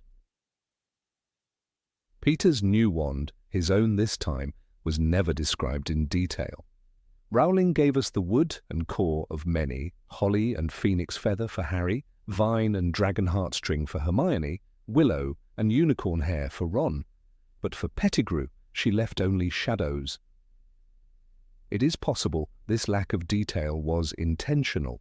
Peter, as a character, is defined by his absence, his failure to stand strong, his constant need to hide behind others, to find power only by attaching himself to greater men. Even his animagus form, a rat, suggests a lack of identity, a creature defined by concealment and scavenging. His wand then becomes the perfect metaphor, unnamed, unclaimed, and ultimately unloved. During the Battle of the Department of Mysteries, Peter stood at Voldemort's side again, this time cloaked in the false confidence of one who believes his life is finally worth something. But his wand did little. He cast no known spells that turned the tide. He was a presence, not a force. And when Dumbledore arrived to confront Voldemort himself, Peter vanished, disappearing into the folds of history once more. His wand, like his soul, remained quiet, useful only when guided by others, never by its own master. By the time the final year of the war arrived, Peter Pettigrew had retreated to the shadows of Malfoy Manor, acting as jailer and lackey, a servant's servant. His wand was with him then, though again it did nothing notable. In the Deathly Hallows, Rowling writes that Peter was a servant more used to obedience than initiative. This line could just as easily apply to his wand, whose magic never illuminated the pages with bold colours or unforgettable feats. It was not a wand of greatness, it was a wand of survival, just as Peter had survived again and again by clinging to power not his own. When he met his end at the hands of his own enchanted hand, given to him by Voldemort as a reward for reviving his body, the moment passed quickly. The silver hand seemed to tighten momentarily, Rowling writes. Peter Pettigrew was dead. No one wept, no one marked the grave, and no one picked up the wand. It is not mentioned again. There is no scene of Harry taking it, or Draco stumbling upon it, or even a house elf sweeping it into a corner. In that omission lies a truth. The wand, like Peter, had no place left in the world. Wands in the Harry Potter universe are deeply symbolic. They choose the wizard, yes, but they also reflect the wizard's soul. Harry's holly wand is protective, stubborn, and fiercely loyal. Bellatrix Lestrange's wand is shaped like a cruel claw, reflecting her own sadism. Dumbledore's elder wand, carved from elder wood and holding the tail hair of a thestral, is steeped in death, knowledge, and the weight of consequences. But Peter's wand, it is a cipher. Its silence tells a story louder than any spoken word. No one remembers it because it was never remarkable, never magical in the true sense of the word. There is something chilling about the idea that Peter's wand died with him. In magical theory, wands can be won, reclaimed, or passed down. The Elder Wand moves from owner to owner through power and conquest. Ollivander himself tells us that the wand chooses the wizard, but also that wands can change allegiance. And yet Peter's wand does none of these things. It simply disappears. No record, no legacy. As if the magic within it simply ceased the moment its master did. Perhaps it did not die from neglect, but from despair. Wands, after all, have emotions, even if subtle. It would be poetic justice. A wand with no future, just like the man who held it. Peter was given chance after chance to be more than a coward. When he escaped Azkaban in his animagus form, he could have sought redemption. When he saw Harry, son of James and Lily, he could have changed his path. Even at the end, when Harry reminded him of his life debt, there was a spark, a moment of hesitation. But like his wand, Peter's magic was never enough to overcome the weight of his weakness. That moment of mercy cost him his life, and perhaps cost his wand the chance to ever cast again. This loss mirrors the deeper tragedy of Peter's life. A man once trusted by the best of friends, chosen as secret keeper for the Potters, and honoured with the mark of the Marauders, reduced to a snivelling figure too afraid to stand for anything. His wand, like him, was not evil. It was merely passive, capable of destruction but not of creation, capable of obedience but never loyalty. Even when it took part in atrocities, it did so under the command of fear. Contrast, other wands in the series carry tales of transformation. Hermione's wand grows more powerful as she does. Harry's wand saves him even when he is unconscious, acting of its own accord in the graveyard. The Elder Wand resists Voldemort because it senses true allegiance lies elsewhere. These are wands with story, with arc. Peter's wand is a flat line, a monotone echo in a world filled with symphonies. There is in this silence a certain horror. Not all magic ends in light or darkness. Some magic, like Peter's, simply fades into nothing, lost beneath floorboards or crushed under rubble. Imagine that wand now, splintered, covered in dust, beneath the very place where Bellatrix once held Hermione captive. Forgotten. It never exploded in a burst of final glory. It never resisted. It merely stopped. Even Voldemort's wand had its swan song. When Harry's wand fought back in the graveyard during the Priori Incantatem, it unleashed the shadows of Voldemort's past crimes, echoes that sang and screamed. But Peter's wand left no echo, no imprint on the world, magical or otherwise. Just as the Marauder's map no longer blinked with his name after his death, so too did his wand fall into a kind of magical oblivion, a footnote in a war that swallowed giants. In the end, that is the tragedy of Peter Pettigrew, not that he was evil, but that he was nothing. His wand's silence is the perfect elegy. In a world where power can be claimed, redeemed, and remembered through the objects left behind, his wand tells the story of someone who vanished without a trace, both in flesh and in legacy. Even Death Eaters like Bellatrix and Lucius left behind remnants of their magic, wands that others claimed or remembered. But Peter, he left dust. There is a strange comfort in this for those who believe in poetic justice. The magical world did not celebrate his death, nor did it mourn him. His wand was not worthy of being reclaimed by a new hand. It was not enshrined, collected, or buried. It simply stopped mattering. The world moved on, and magic with it. Perhaps this is what Peter feared most, not pain, not death, but irrelevance. The same irrelevance that swallowed his wand whole. For those who wonder whether magic is eternal, Peter's story offers a haunting answer.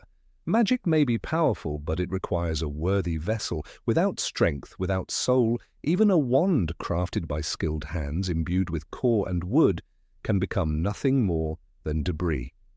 That was Peter's final truth. His death left no magical residue. His wand did not sing, it did not cry, it did not glow. It simply faded like the coward who held it. Number 24, Pettigrew, knew about the Horcruxes. Peter Pettigrew was never the most powerful wizard, nor the most courageous.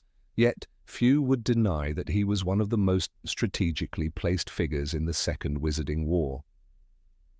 Hidden behind the whimpering facade of Wormtail lay a cowardly cunning, and perhaps something even more significant, a forbidden knowledge he never dared to speak aloud. While Horace Slughorn was tricked into revealing the mechanics of Horcruxes, while Bellatrix Lestrange fanatically guarded the cup of Helga Hufflepuff, and while Lucius Malfoy held the cursed diary without understanding its full implications, Peter Pettigrew stood silently among them all. He knew more than he let on. Not because Voldemort entrusted him with intellectual confidences, but because Peter had lived in the shadows, quite literally, observing everything, absorbing secrets like a rat in the walls. During the years that followed Voldemort's first fall, Pettigrew wandered, reviled, and hidden. He survived as a rat, not simply out of cowardice, but as a self-imposed exile with a purpose. When he finally found Voldemort in Albania, Voldemort was reduced to little more than a fragment of soul, bitter and broken, an echo of a terrible past. Yet this form was not entirely alien to Peter. He had sensed it before. He had seen how the Dark Lord had split himself to escape death. He had heard the whispers, once discarded as metaphor, that Voldemort had conquered mortality not through spells but through mutilation of the soul itself. Living day after day in the presence of that spectral shade gave Peter more than proximity. It gave him understanding. The ritual in the graveyard, in the Goblet of Fire, was not designed on a whim. It was a piece of carefully calculated dark magic, intricate and intimate, requiring blood, flesh and bone. Peter, ever the follower, did not question the instructions, but he did understand the depth of the horror. Bone of the Father, unknowingly given, you will renew your Son. Flesh of the servant, willingly given. Blood of the enemy. These were not just theatrical words. They were a manifestation of Voldemort's unnatural survival. Peter realized then that his master was not merely returning from death, but anchoring himself to a body already shattered. Across hidden objects, each line of that ritual carried the residue of something older, something far darker. When Dumbledore spoke of Horcruxes in Half-Blood Prince, he explained to Harry, "To confide a part of your soul to an object, conceal it, and thereby anchor yourself to life. This is what a Horcrux does." But Voldemort had done it more than once. 7 times, as it would turn out. And Peter Pettigrew had seen the consequence of those choices without ever being told the word Horcrux. He witnessed Voldemort's resistance to death, his ghost-like existence that defied all magical laws. No ordinary wizard could survive the destruction of his physical body. Peter, unlike the Death Eaters who believed in myth and loyalty, saw the reality. In The Order of the Phoenix, Sirius Black refers to Peter as the coward who betrayed my friends. But perhaps Sirius, for all his courage, underestimated Peter's role. Cowardice does not preclude knowledge, in fact it sharpens it. Peter needed to know everything to survive. He needed to understand what his master had become to follow him. While Bellatrix adored Voldemort with blind fanaticism, Peter watched him with trembling awareness. He wrapped Voldemort's infant-like form in a makeshift cloak and kept his fire alive, feeding on the fear that this frail creature could still kill with a whisper. That fear taught him what others only guessed. The diary that Lucius Malfoy planted at Hogwarts was not just a weapon. It was a piece of soul. Peter was there when Voldemort raged at the loss of it, the fury of a fragment destroyed. Lucius never realized the magnitude of his mistake. But Peter did. He saw the loss not as a failed scheme, but as damage to something Voldemort held sacred. A piece of himself had been annihilated. That rage gave Peter a revelation. The objects were not merely magical, they were the Dark Lord himself, scattered like seeds of immortality. Nagini the serpent was more than a pet. She was a companion, a guardian, and perhaps most horrifying, a vessel. Peter cared for her during Voldemort's weakest moments, watching how the snake responded to her master's voice, even before he had a body. Voldemort spoke Parseltongue to Nagini, but Peter saw the glimmer in her eyes, something not quite reptilian. It is no accident that Dumbledore later suspected Nagini to be the final Horcrux. Peter, long before that, must have wondered what lay beneath her scales. The cave where Voldemort hid the locket was protected by enchantments no ordinary wizard could create. Inferi in the water, a potion of agony, a boat that would carry only the weight of one person and a child. Peter never entered that cave, but he knew of its existence. Voldemort had spoken of it in his fractured monologues while still bodiless. And Peter listened. He always listened. That cave, with its ritualistic protections and ancient echoes, spoke to Peter of secrets far deeper than dark magic. It whispered of soul and sacrifice. He may never have seen the locket itself, but he knew the darkness that surrounded it. When Peter forged the silver hand into the goblet of fire, gifted by Voldemort as a symbol of power and reward, it came not merely as thanks, it came as a shackle. The hand was unnatural, alive in ways magic rarely permits. It obeyed Voldemort, not Peter. It crushed him in the end, revealing the price of betrayal. But even before that, Peter must have suspected that this hand was not a gift of gratitude, but a tether to a larger system of control, one that Voldemort had refined through decades of splitting his essence. Magic that deep does not come without cost.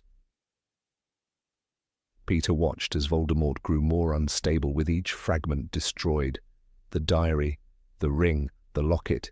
Each time his master's temper frayed further, his skin grew paler, his movements more erratic. Peter understood what the others didn't. These were not attacks on artifacts. These were attacks on Voldemort's soul itself. The man he had once called master was unraveling, and Peter, though bound by fear, could see the decline as clearly as a mirror. He didn't need confirmation from books. He was witnessing soul death in real time. In Malfoy Manor, where captured enemies were tortured and executed, Peter remained quiet in the shadows. He watched as Voldemort's fury turned into desperation. He heard the name Potter spoken with obsession, not strategy. He recognized the panic behind the cruelty. When Voldemort fled each confrontation, Peter sensed a hollow in the Dark Lord, an emptiness that could not be filled. A man divided into too many parts begins to rot from within. Peter saw it, and perhaps in his own fearful way, he mourned it. The betrayal at Godric's Hollow was not just an act of cowardice, it was a transfer of knowledge. Peter gave Voldemort more than a location. He gave him a chance to destroy the one threat to his fragmented soul. But it backfired. Lily's sacrifice created a protection Voldemort could not penetrate. Peter saw the rebounding curse. He knew what it meant. And later, when Voldemort returned, he must have realized the soul had cracked again. Another fragment, perhaps unintended, had been created. Harry himself had become a Horcrux. When Peter learned that Harry could speak Parseltongue, a detail revealed after the Chamber of Secrets incident, he must have connected the dots. Voldemort's powers had been transferred, unintentionally. Peter, who had witnessed the effects of Horcruxes, who had seen the agony of lost fragments, surely knew what that meant. No spell of that magnitude passes without consequence. Harry's survival was not just a miracle, it was a residue, a shadow of something far more disturbing. The shack inn, the prisoner of Azkaban, was where Peter's mask first cracked. Revealed before Sirius and Remus, he was desperate, grovelling, pleading. Yet in those moments, his knowledge surfaced too. When Lupin asked how Voldemort had survived, Peter hesitated, not out of ignorance, but out of calculation. He could not say the word. He could not utter Horcrux. But he knew Voldemort had prepared for death. He knew death had not won, and he knew that Harry was now part of that terrible preparation.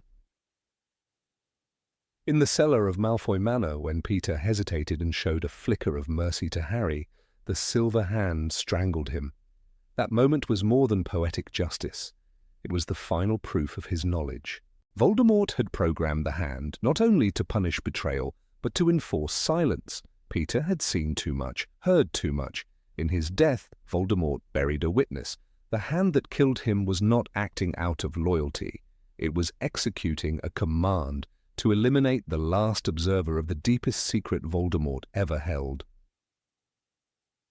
Peter was never brave, he was never noble, but he was present, and presence, in the shadow of the darkest wizard in history, gave him access to truths no one else could have pieced together. He lived among Horcruxes, he fed them, he protected them without ever being trusted with the full story.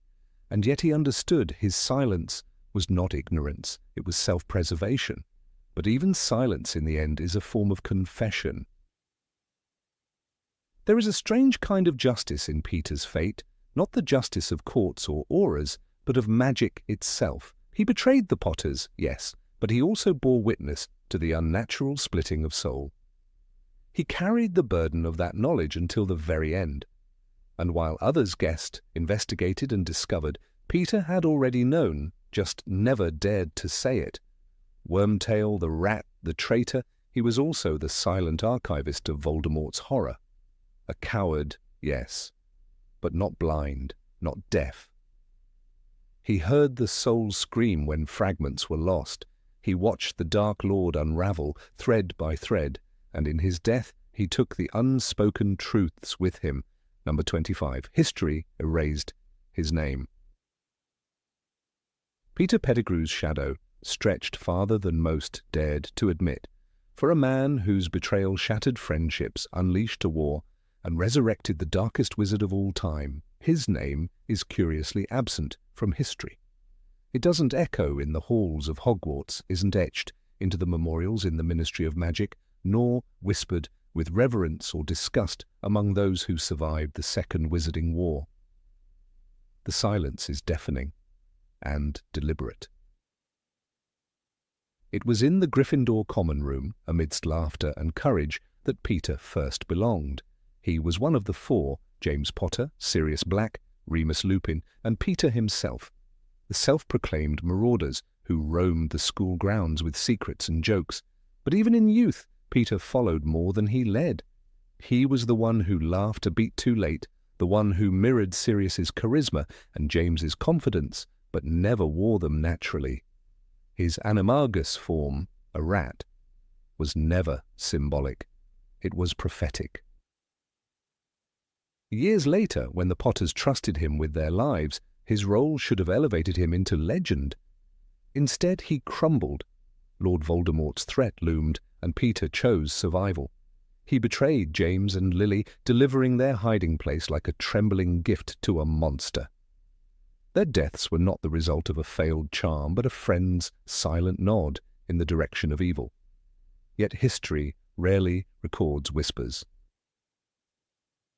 The official tale upheld for a decade was that Sirius Black was the traitor. An explosive confrontation left 12 muggles dead, Peter's severed finger in a pool of blood, and Sirius imprisoned without trial. The public version painted Peter as a martyred friend, a victim. The Order of the Phoenix never publicly challenged that narrative. Neither did Albus Dumbledore, who perhaps had reasons to let the Ministry believe what it wanted. The truth, as Harry Potter discovered in his 3rd year, was sickening. In the shrieking winds of the Shrieking Shack, Peter was unmasked, trembling in his rat form, cornered by his past. Sirius was not a murderer, Remus was not a monster, and Peter was not dead. "Then you should have died," Harry had shouted, voice thick with fury. "Died rather than betray your friends as we would have done for you." That moment, raw and unforgettable, never made it into textbooks. The Ministry of Magic refused to revise the past. Even when Peter escaped, slinking away into the shadows of the reborn Death Eater movement, his identity remained a secret to the world. He had a silver hand now, a grotesque reward from Voldemort, and a place in the inner circle. Yet his name was never uttered in public trials, never inscribed on walls of shame. When captured, Death Eaters were interrogated after the war, few named Peter. Fewer still could prove his presence. He was a ghost, hiding behind magic and silence. It was Wormtail who cut the hand of Bertha Jorkins and helped resurrect Voldemort in the graveyard in Little Hangleton. It was Wormtail who captured Harry and bound him to the gravestone. It was Wormtail who murdered Cedric Diggory without hesitation, and it was Wormtail who performed the ritual. Blood of the enemy, flesh of the servant, that returned Voldemort to life.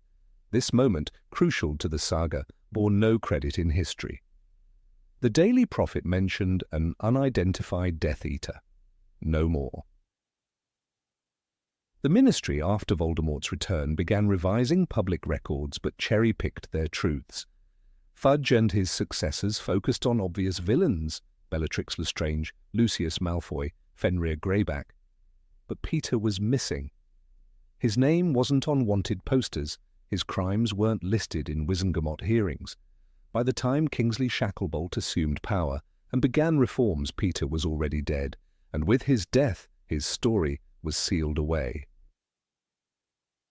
He died in the basement of Malfoy Manor, strangled by the very hand Voldemort had given him. It was mercy, or perhaps guilt, that stopped Peter from completing the act. The moment he hesitated to kill Harry, the magical hand turned on him. That single flicker of decency, too little and too late, marked his end. Harry witnessed it. Ron saw it, but no one else. No magical obituary followed. No news articles questioned his absence. Even the Order of the Phoenix seemed to sigh and move on. Remus Lupin never spoke of him again. Perhaps it was pain, perhaps shame. Sirius, had he lived, might have shouted the truth from every rooftop. But his death left silence. Dumbledore, too, avoided the topic. In his many reflections with Harry, he mentioned Snape, mentioned Tom Riddle, even recounted the tragedy of Ariana. But Peter? Barely a sentence. As if even Dumbledore knew that Peter's memory brought no lesson. Only scars. History loves heroes and villains, but it avoids the coward. Peter was not brave, nor powerful, nor cunning. He was the friend who stayed silent when he should have spoken. The marauder who watched from corners. The spy who chose comfort over loyalty. That perhaps is why he was erased. Not because the world forgot, but because it chose not to remember. To name him would be to admit how fragile loyalty can be. That betrayal often wears a familiar face. Even in Hogwarts, where portraits speak and staircases remember, there is no trace of Peter. The Marauder's map, once enchanted with mischief and memory, had shown his name for years, but after his second death, the one no one recorded, his presence was gone from the map too. It became a quiet relic of three boys, Moony, Padfoot, and Prongs. No Wormtail, not anymore. Students read about the First Wizarding War, about the fall of Voldemort, about Harry Potter's heroism.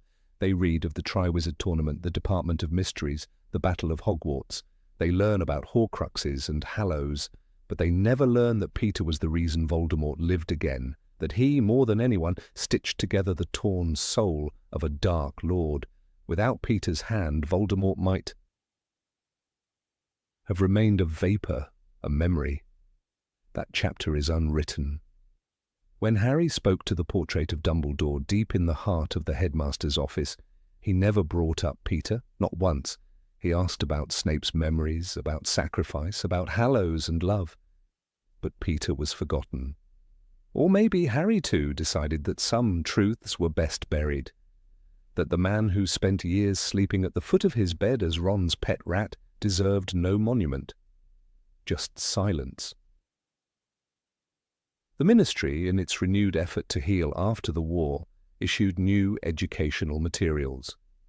Names were rewritten, battles reframed, and loyalties polished for a new generation. There were medals for survivors, interviews with auras, documentaries about the Order. But Peter was not included, not even as a footnote. He wasn't among the traitors, nor the dead, nor the misunderstood. He was simply gone. Some say that erasing Peter was a kindness to James and Lily, whose trust he destroyed, to Sirius, whose life he ruined, to Remus, whose memories he poisoned. But others argue it was cowardice, that a true history must include its shadows, that the name Peter Pettigrew should be spoken, if only as a warning. For every Voldemort there is a Wormtail, not the serpent, but the crack in the door that lets him in. Hermione, always the one to seek truth, once suggested to Harry and Ron that they tell their children the full story.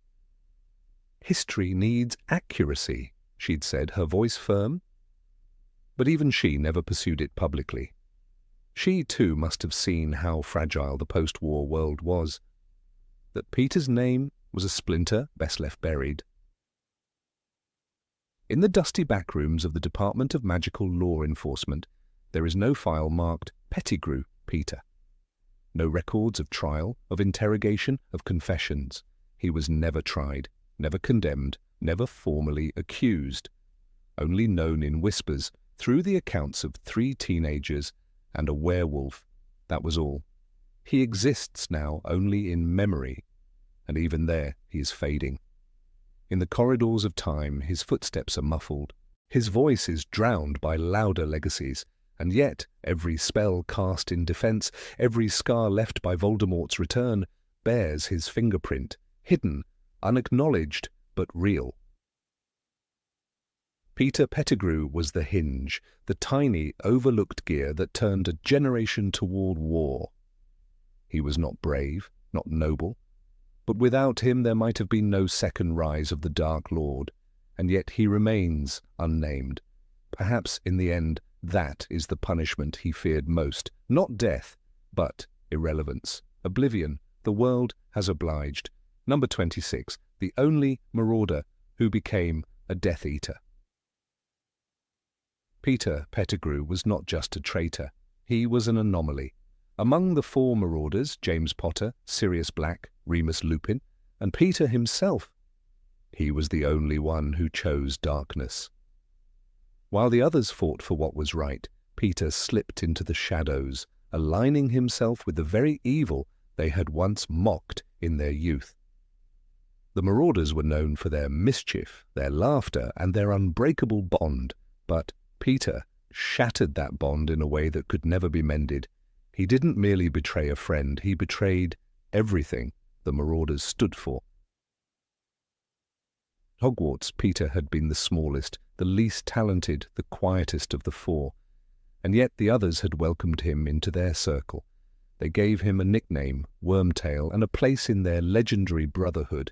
James, the charismatic leader, Sirius, the rebel with a lion's heart, Remus, the wise and wounded soul, Peter, the tag-along, but he was never treated like one, not by James, who defended him, not by Sirius, who trusted him enough to make him the secret keeper for the Potters. "He's not a bad fellow, really," Sirius once said. "Not bad, just a bit overwhelmed by life." Overwhelmed, that word followed Peter like a shadow. It wasn't that he was evil from the start, it was that he was never strong enough.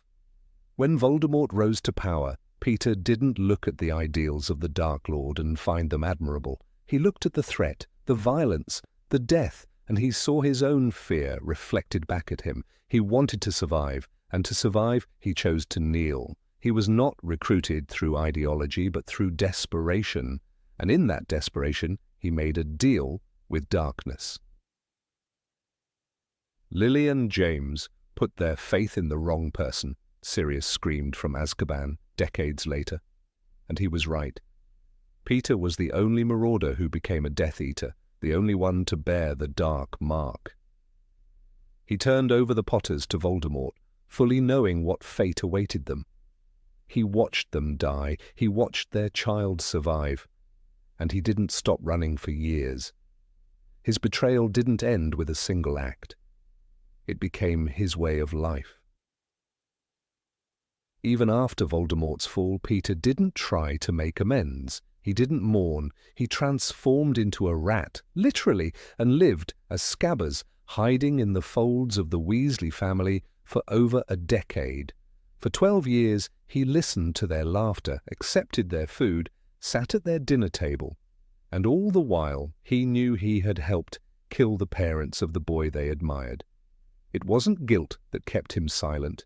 It was cowardice. The others, James, Sirius, and Remus, each faced hardship and tragedy. James died young, but died protecting his wife and son. Sirius was imprisoned for a crime he didn't commit and still never broke under the weight of betrayal. Remus lived in poverty, carrying the burden of his condition, isolated from the world. Yet none of them gave in. They suffered. but they remained loyal to the ideals they had held as boys. Even Sirius, broken and hardened by Azkaban, kept fighting. "I would have died rather than betray my friends," he said. "And you should have known that." Peter knew that was the tragedy. He knew the strength of the people he had betrayed, and still he did it, because it was easier, because the Dark Lord promised him protection, because, unlike the others, Peter was never brave enough to stand alone. His cowardice was his compass, and that compass led him into Voldemort's service. He wasn't merely a servant, though. He became Voldemort's tool, helping to rebuild the Dark Lord's body in the graveyard during the ritual. He cut off his own hand, offering it as a sacrifice. He helped trap Harry. And when Voldemort gifted him a new silver hand, Peter bowed, tears in his eyes, not from joy but from relief. He had given everything, including his own flesh, for safety. The Marauders had once broken every rule to become animagi and help their friend Remus. Peter broke every bond to save himself. The contrast between Peter and the others couldn't be starker. James faced death without hesitation. Sirius endured injustice rather than betray. Remus suffered in silence to protect others. But Peter he transformed into a rat, metaphorically and literally. He was the embodiment of betrayal. A marauder by name, but not by soul. What's more, Peter didn't just betray James. He betrayed Lily. He betrayed Harry. He betrayed the very idea of friendship. In the Shrieking Shack, when the truth finally came out, Sirius and Remus both looked at Peter with disgust, not born from rage but from sorrow. "You should have died," Sirius said. "Died, rather than betray your friends as we would have done for you." And that's the heart of the matter. They would have died for him. They had risked everything for Peter, learning how to become animagi, protecting him from ridicule, giving him their trust. But Peter never saw friendship as a vow. He saw it as a shield. And when that shield no longer protected him, he discarded it. Even his death was soaked in irony. When he had the chance to kill Harry, who lay helpless before him, his own magical hand turned on him. Why? Because he had hesitated, because in that moment, for the first time, Peter felt something stir, maybe guilt, maybe gratitude. He owed Harry a life debt. He had spared him once. And in that instant, the hand Voldemort had given him, the hand of a servant, strangled him, recognizing his failure. The Dark Lord rewards no weakness. The others had known loss. James had lost his life. Sirius lost 13 years. Remus lost dignity, love, and place in the world. But none of them lost themselves. Peter did. That was his greatest failure. Not that he betrayed them, but that he destroyed himself in the process. He could have sought redemption. He could have tried to undo the damage. Instead, he hid. He groveled. He served. And in the end, he died. Not a man, but a slave. Throughout the books, Peter's story is not central. He slips in and out like a shadow, but his presence is felt in every tragedy. He was the one who let evil into the heart of the Marauders. He was the one who destroyed what they had built. He turned loyalty into ashes. He made the Marauders' legacy not just a story of friendship, but also a warning that even in the closest circle, betrayal can take root. And yet there is something pitiable about him. Not admirable, but pitiable. He wasn't cunning like Snape. He wasn't brave like Neville. He wasn't even fanatical like Bellatrix. He was just small. Small in ambition, small in courage, small in heart. The world had asked Peter to be strong, and he failed, again and again, until the very end. In their youth, the Marauders had laughed together, run across the grounds of Hogwarts as animals, written the Marauders' map with jokes and spells. That map remained long after Peter's betrayal. It showed the footprints of every soul in the castle, but not their intentions. The map could say, "I solemnly swear that I am up to no good." But Peter was up to worse, and the map never judged. Peter's story teaches us something darker than the grand evil of Voldemort or the madness of Bellatrix. It teaches us how fragile courage can be, how fear eats away at loyalty, how sometimes evil doesn't need ideology, it only needs someone too weak to say no. He was a marauder, but in name only. He walked beside lions and ran with wolves, but when the time came, he became a rat. That choice, more than any other, defines him, and it condemns him.